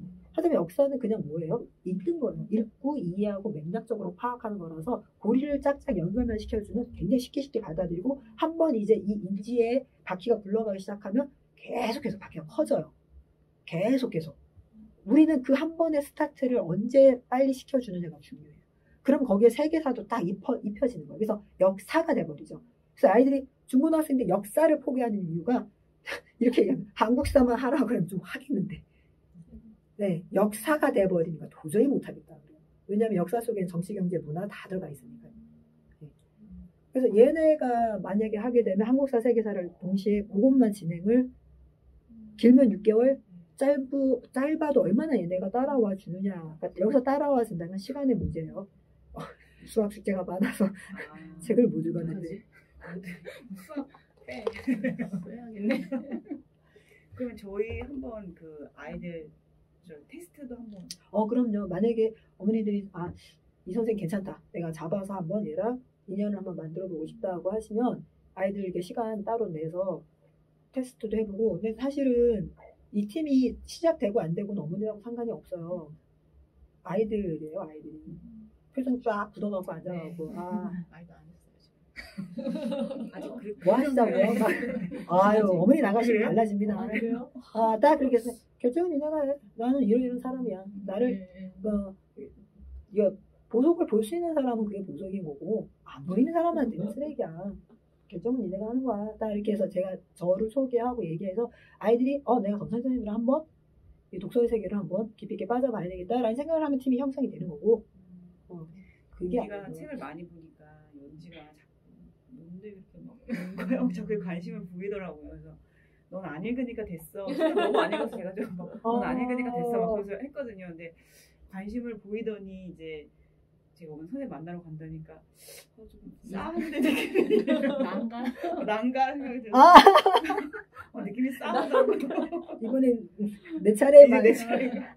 피할 수 없나 막. 근데 이제 너무 책도 많이 안 읽고 어휘도 부족하니까 걱정이 심이 많이 되더라고요. 그래서 본인도 많이 걱정될 거예요. 네, 본인도 걱정을 하긴 하는데 성실하지가 않아요. 저희 딸은 좀 이렇게 뭐 자기는 한다고 하지만 제가 봤을 때는 다 그냥 대강하는 것 같아요. 시간을 정해서 딱딱 체계적으로 하는 게 아니라 가기 직전에 해가긴 하지만 뭔가 이렇게 완벽하게 해가는 것 같지도 않고 이제 책을 읽을 때 확실히 요약 정리를 해야 되잖아요. 우리 읽을 때 보면 태도가 틀리더라고요. 그냥 그렇죠. 읽는 거랑 그렇죠. 자기가 요약 정리를 해야 된다는 게 있으니까 책을 볼 때 확실히 자세가 다르죠. 좀 집중해서 보는 게 좀 있더라고요. 그래서 좀 연주한테 그게 많이 필요할 것 같아가지고 좀 너무 늦게 알아가지고 아니 근데 늦게라도 뭐 상관은 없는데 제가 확실히 말씀드릴 수 있는 건 팀이 되고 안 되고는 아이들이 가장 왜냐면 제가 4학년 이하면은 어머니 된다 그러면 되는 거예요. 네, 4학년 이하면은 조용히 해 앉아 이러면 끝나요. 근데 이제 뭐 5학년부터는 좀 빠른 친구들은 이게 주도성에 대한 욕구가 굉장히 자율성, 주도성의 욕구가 큰 친구들은 벌써 옷 입는 것부터 시작을 해서 뭐든지 딱 하고는 뭐 이건 더 말할 것도 없고요.